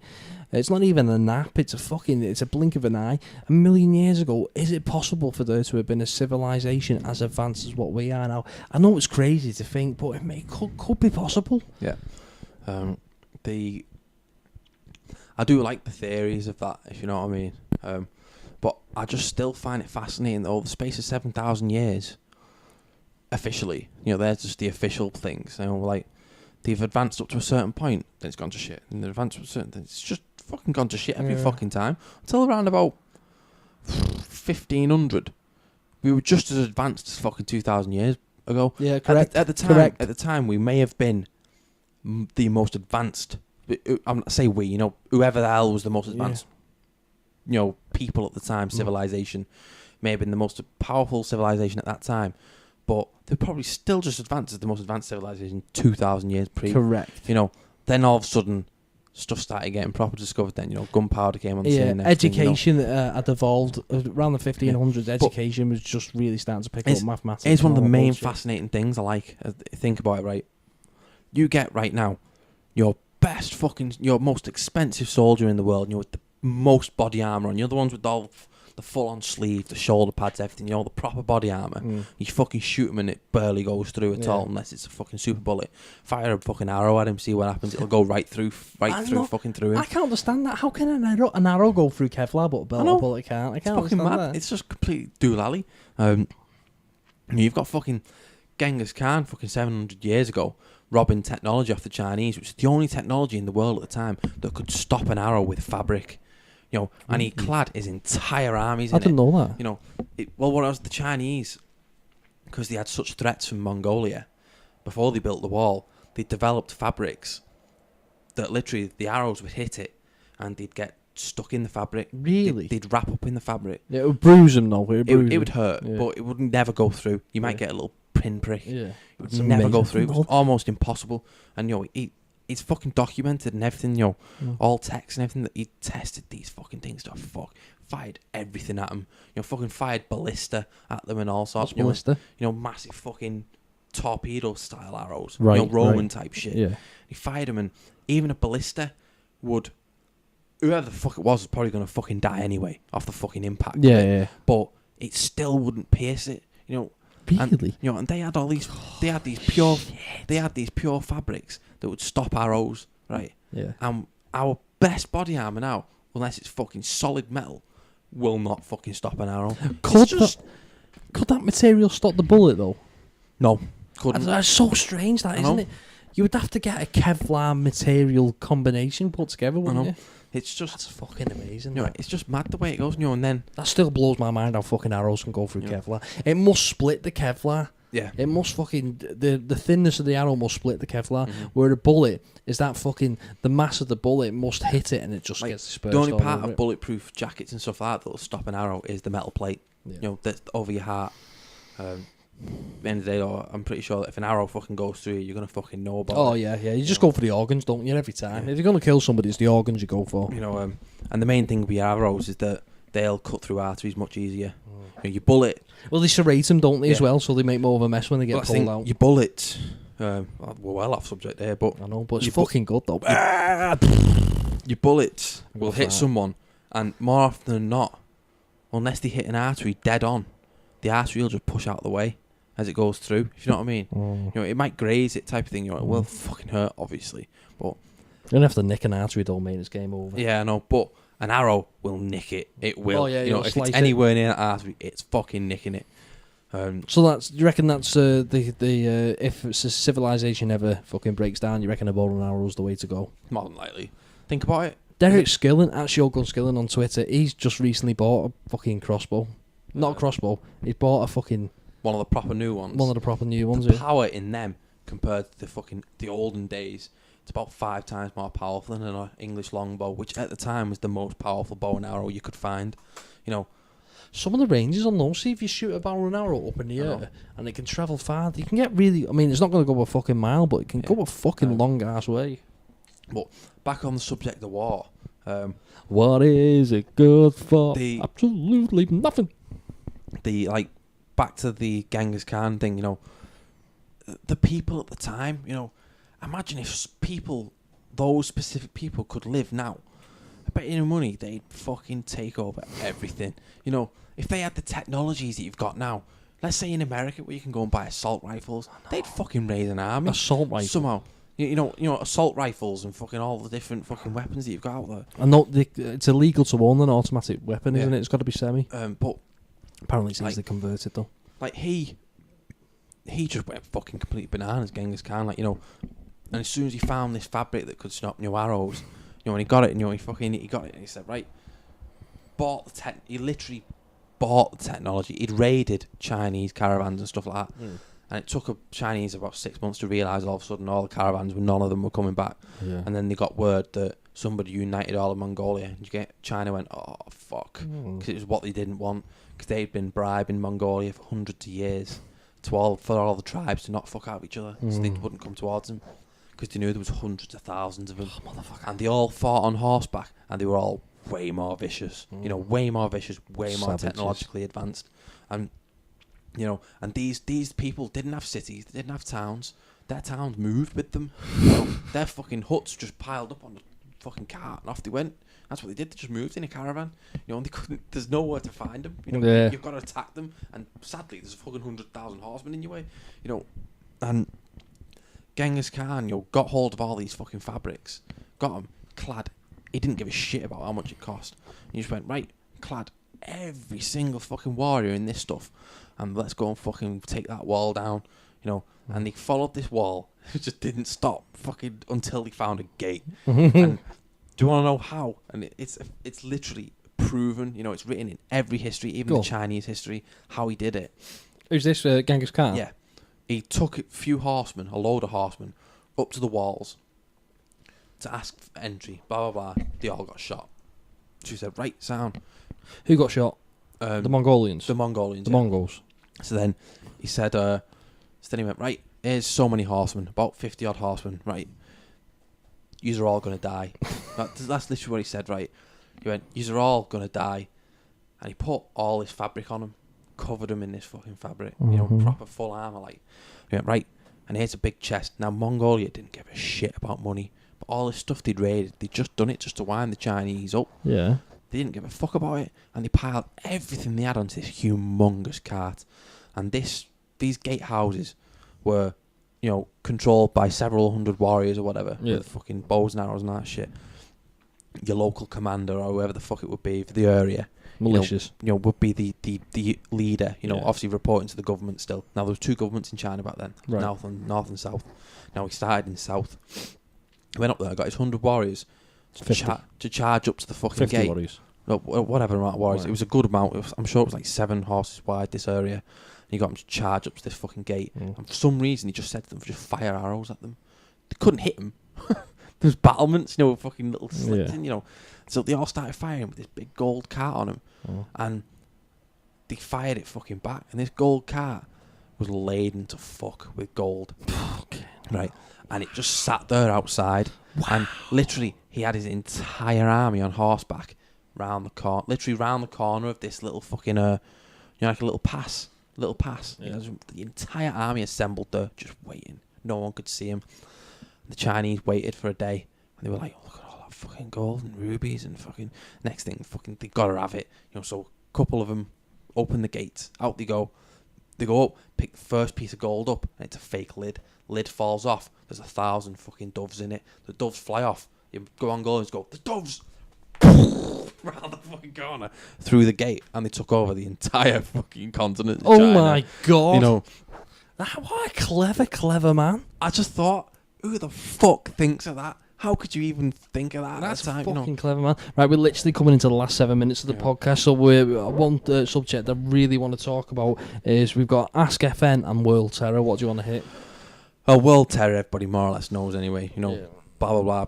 Moral of the story, 19 countries abandoned by the West because of terror chatter. You know, should we have abandoned countries? You know, should we have stayed there and just increased security? Or They had to do it because of what happened in Iran. Libya. Libya, sorry. Yeah, the American consulate or the American embassy got fucking invaded, and fucking the ambassador got fucking killed. So they had to be seen to do something. But they were also trying to, and not necessarily put forward, but they were also trying to bring some credibility to spying on everybody's emails as well, didn't they? And everybody's chatter. So, like in the background, they didn't say it, but they did say this. I think one of the main things was they jumped ship, and they'd heard this, you know, they'd caught chatter between these two main men in Al Qaeda. They were planning a big attack on an embassy in the Middle East. That was very vague. Yeah, you know, the attack didn't come to fruition, but the main argument behind it is, every single time these two men talk to each other, what we're going to do, abandon the country. You know, is this the right attitude for these countries that we're supposed to be in? Did the attack not come to fruition though, because everybody fucked off? Possibly, but nothing ended up happening. But is it the right policy to do that? To, you know, we don't negotiate with terrorists, but we run away when they threaten us. You know, yeah. You know, Fucking didn't even look at it like that. No. The thing that struck me most, Declan, is that in a week it was all over. They like moved them out, and then within the week it was like, all right, no, everybody can go back now.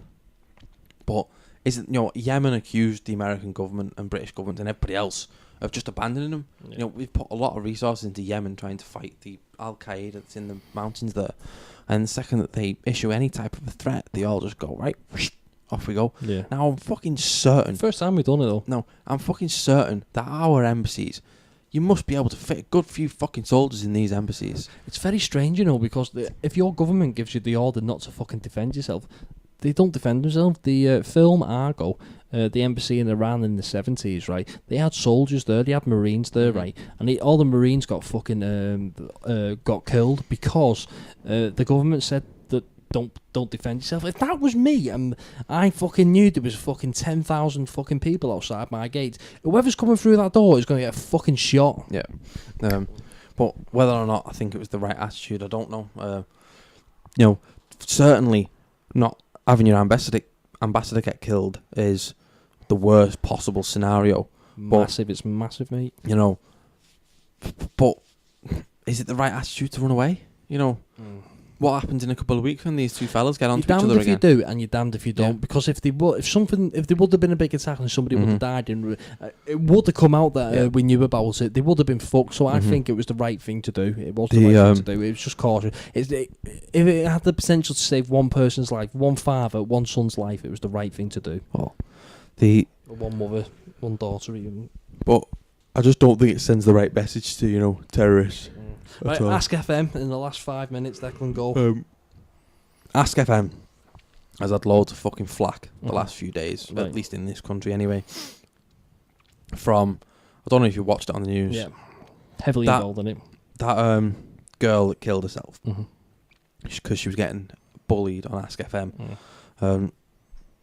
Now, it's an anonymous website. That's why it's called Ask. Now, I don't know why it's called Ask FM. I don't think it's got anything to do with music, but you can go on there and you're anonymous. You can just ask people anything you want. Your IP address is anonymous, though, is it? Yeah, but you know what I mean. But it's anonymous unless you're a fucking, we're going to let this run into overtime. We'll let this run into overtime. But Ask FM, basically, on the, you know, people can go on there, they make their own profile, and people just send them questions. Now I know you've got a similar thing on Tumblr, I think. Right. Well, people obviously are going to go on there and go, you know, oh, look at you, you know, you fat bitch, you know, send you something, you know, that's what happens. Now, I've been on the internet now, fucking hell, 15 years, you know, and I've come round to the fucking conclusion that there's lots of dickheads on the internet, and literally, and which is an understatement. Now, there's 3 things you can do in this scenario, right? Let's say I'm on Ask FM, which I'm not. You've got 3 scenarios. Someone asks you a question, basically abusing you in this question. Yeah. You either reply with wit, if you've got any. Yep. No, I don't. So, second option is either ignore them, which I do, or fucking log off. Delete your account if you're fucking that affected by it. Now, her dad, now, fair enough, it's absolutely terrible, you know, he must be absolutely devastated, you know, about his daughter and everything. But he's directing the flack towards Ask FM. Now, saying that Ask FM doesn't have enough moderators on it and doesn't have enough this to stop this from happening, but it doesn't matter how well you moderate something. It's not going to stop somebody from just logging on and going, "You're a dickhead." Do you not know about the news that broke today then about this girl who killed herself? That she allegedly sent the messages to herself. A lot. It was only 2 or 3 messages. Yeah. But it was only when people saw her own post to herself. Yeah. Now, this is all coming from Ask FM. Whether or not it's bullshit or not is another matter, isn't Ask it? FM has said that she had multiple accounts and she was just messaging herself, kill herself, and other people said the same thing, so I just agreed with her. I don't think that story is credible. Not that part of the story, but the whole thing, it just doesn't sound right. You know, how old was she? 13? Something like that, 13, 14. No, 15. I just don't think that just that cyberbullying could have, tweaked her. I just don't. I know people are relatively, not weak, but that way inclined. To be able to never break, understood how somebody can say kill himself. And go, you know what? I'm gonna do that. That's what I'm gonna do. Somebody said kill himself. And fuck him. Now, I did have a look online. Now, whether or not it's true or not, because no one can get any proof, because it's all anonymous. People have been throwing about little things where they've tracked IP addresses and stuff like that about it. But not only was she allegedly abusing herself, for attention or something. She might have been fucking going to her dad saying, "Oh look, someone sent me this," for attention. But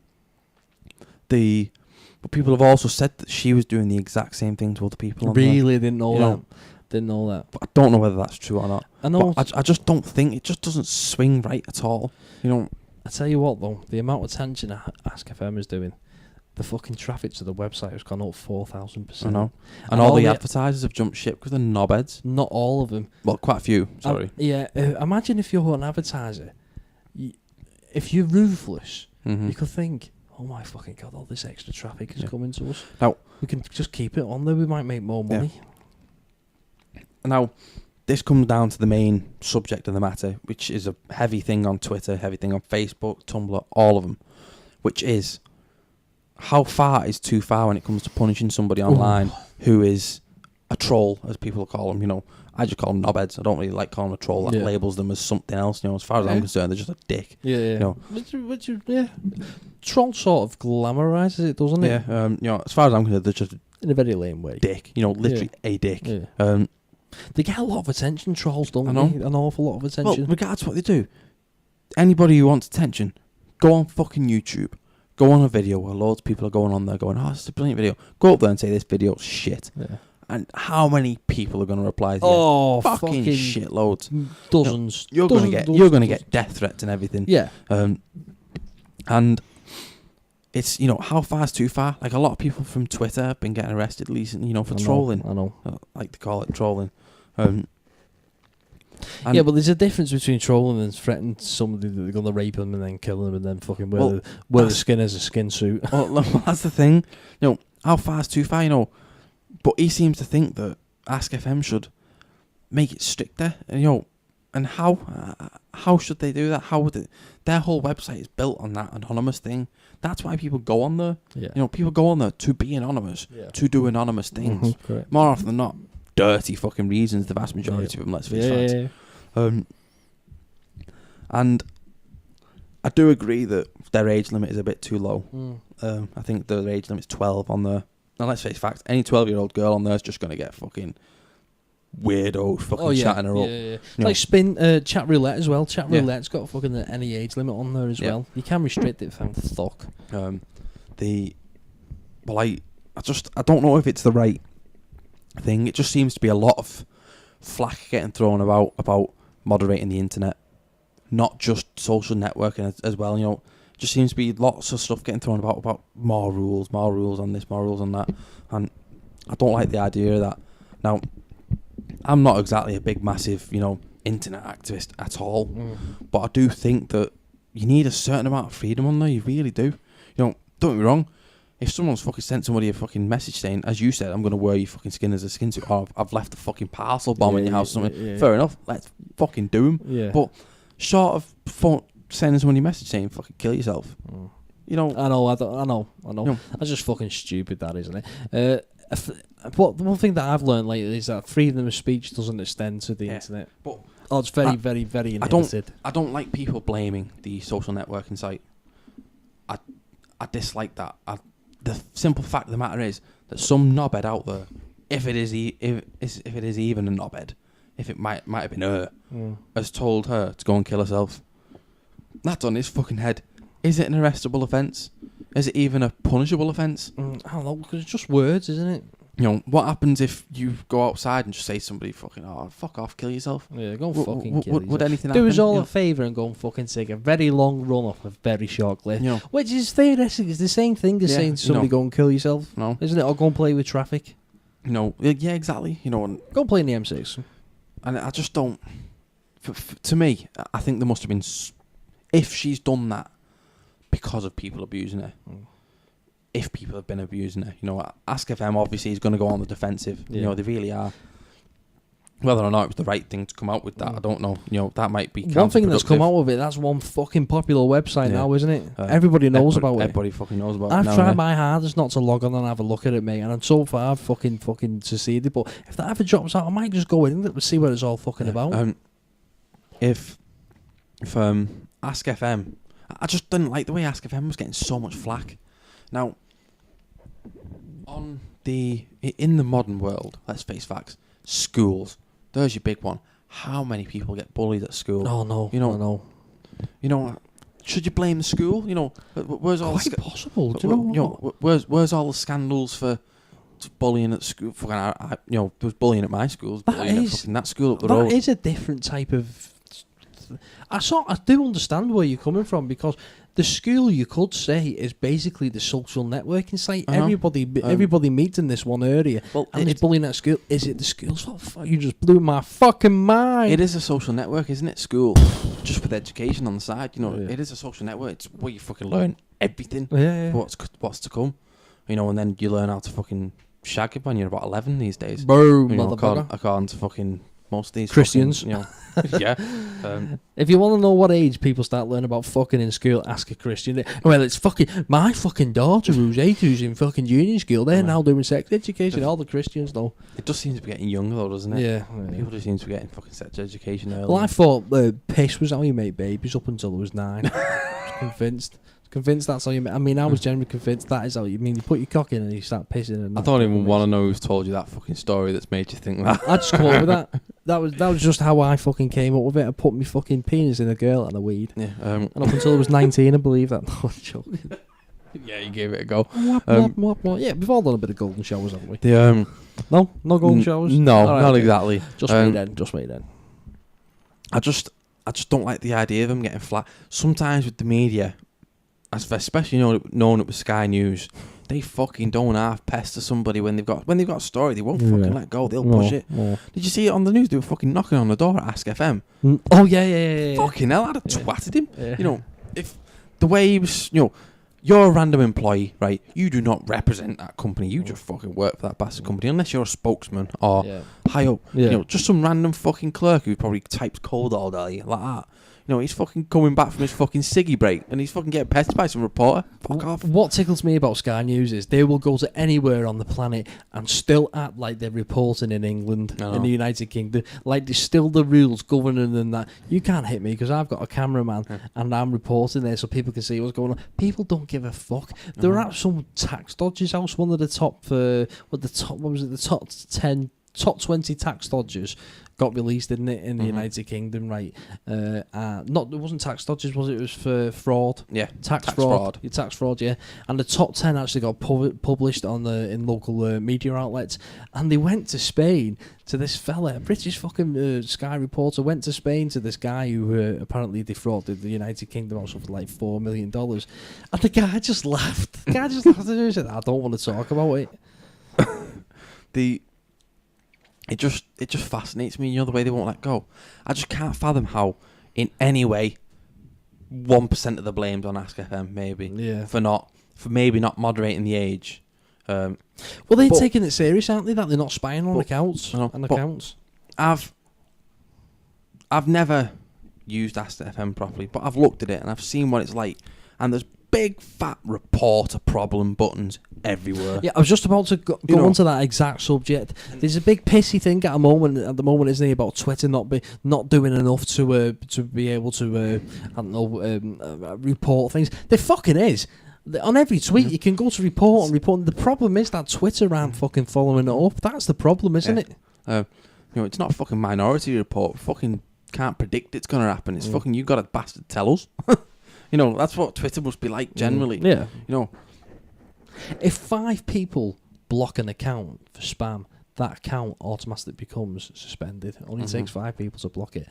But if somebody generates a complaint, like an official complaint, and you go through why you get a complaint, is it sexually explicit, blah, blah, blah, is it violence, are they posting up graphic porn and all that bollocks, right? A lot of the argument is that it's great that we can log our issue, but Twitter just aren't fucking coming back to us. Can you imagine the infrastructure? I mean, what is it, average something like 100 million people a day fucking regularly tweet on 100 million a day, let's say 10% of that, what's that, 10 fucking million people? Let's say less, 1% of that, 1 million people making complaints. Even less. Well, imagine 100,000 people a day making complaints. How the fuck do you go through all those complaints? If you look at Ask FM, that's a good example. 38 people work at Ask FM. There's hardly exactly going to be a high turnover of complaints there. You can't monitor it. Hasn't the NSA just come out and said that they only actually monitor 1.6% of all traffic? Yeah. Well, they don't. They actually record 100% of all traffic. Yeah, they can only go through 1.6% of it. They're going to go through 1.6%. Better hire some of them fucking hundreds of thousands of Chinese immigrants to fucking get in, fucking get it done. The good thing for the NSA is that if you do ping up on their radar, if they've never listened to your conversation before, they can now because you've pinged up on their radar. Are they monitoring the world, or is it just the United States? You just don't fucking know, do you? Yeah, do they have the capability to monitor every conversation all the time? I suppose they've got the capability to do it and the storage to do it because they've got some fucking major data centers. Yeah, I understand that, but 6 billion people. Let's say 1 billion people are online. 4 billion people are online. 4 billion people are online. 4 billion people in the world have got smartphones.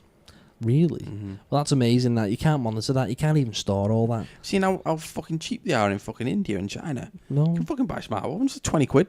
What type of smartphone? Fucking a shit smartphone made by fucking, Yum Yum. Fucking, something doolally. Yum Technologies. Well, you seen that iPad fucking rival that they released in India, didn't you? When the iPad came out, and in India it was average 600 quid. In our money, so it's fucking 1,100 billion rupees over there. They released they own cheaper version, fucking £18, and it had everything the iPad had, but it was just shit. It'd probably fucking break after a minute. Yeah. But people have just got them, just for cheaper, because they've got their marketing on that, they've got their own labour. Just if it looks like an iPad, it sounds like an iPad, barks like an iPad, it's got to be an iPad. And let's face facts, they've got to release something, because otherwise fucking all the kids are going to keep fucking selling kidneys and everything to buy more laptops and apples and everything. Let's wrap this motherfucker up. We've got 2 hours and 10 minutes. This has been the Go Forth and Amplify podcast from DeathSquadUK.com. We are in no way affiliated with Brian Redband's original setup, but he inspired us to do this podcast this week. Me, Ben Burrows at Brit Podcaster, and Declan Whiteside at The Anarchist Undead on Twitter have hopefully managed to blow your fucking mind. Now, as we say in the United Kingdom, Northern Ireland, Great Britain and the Commonwealth, thank you very much for joining us. See you on the other side, Ray.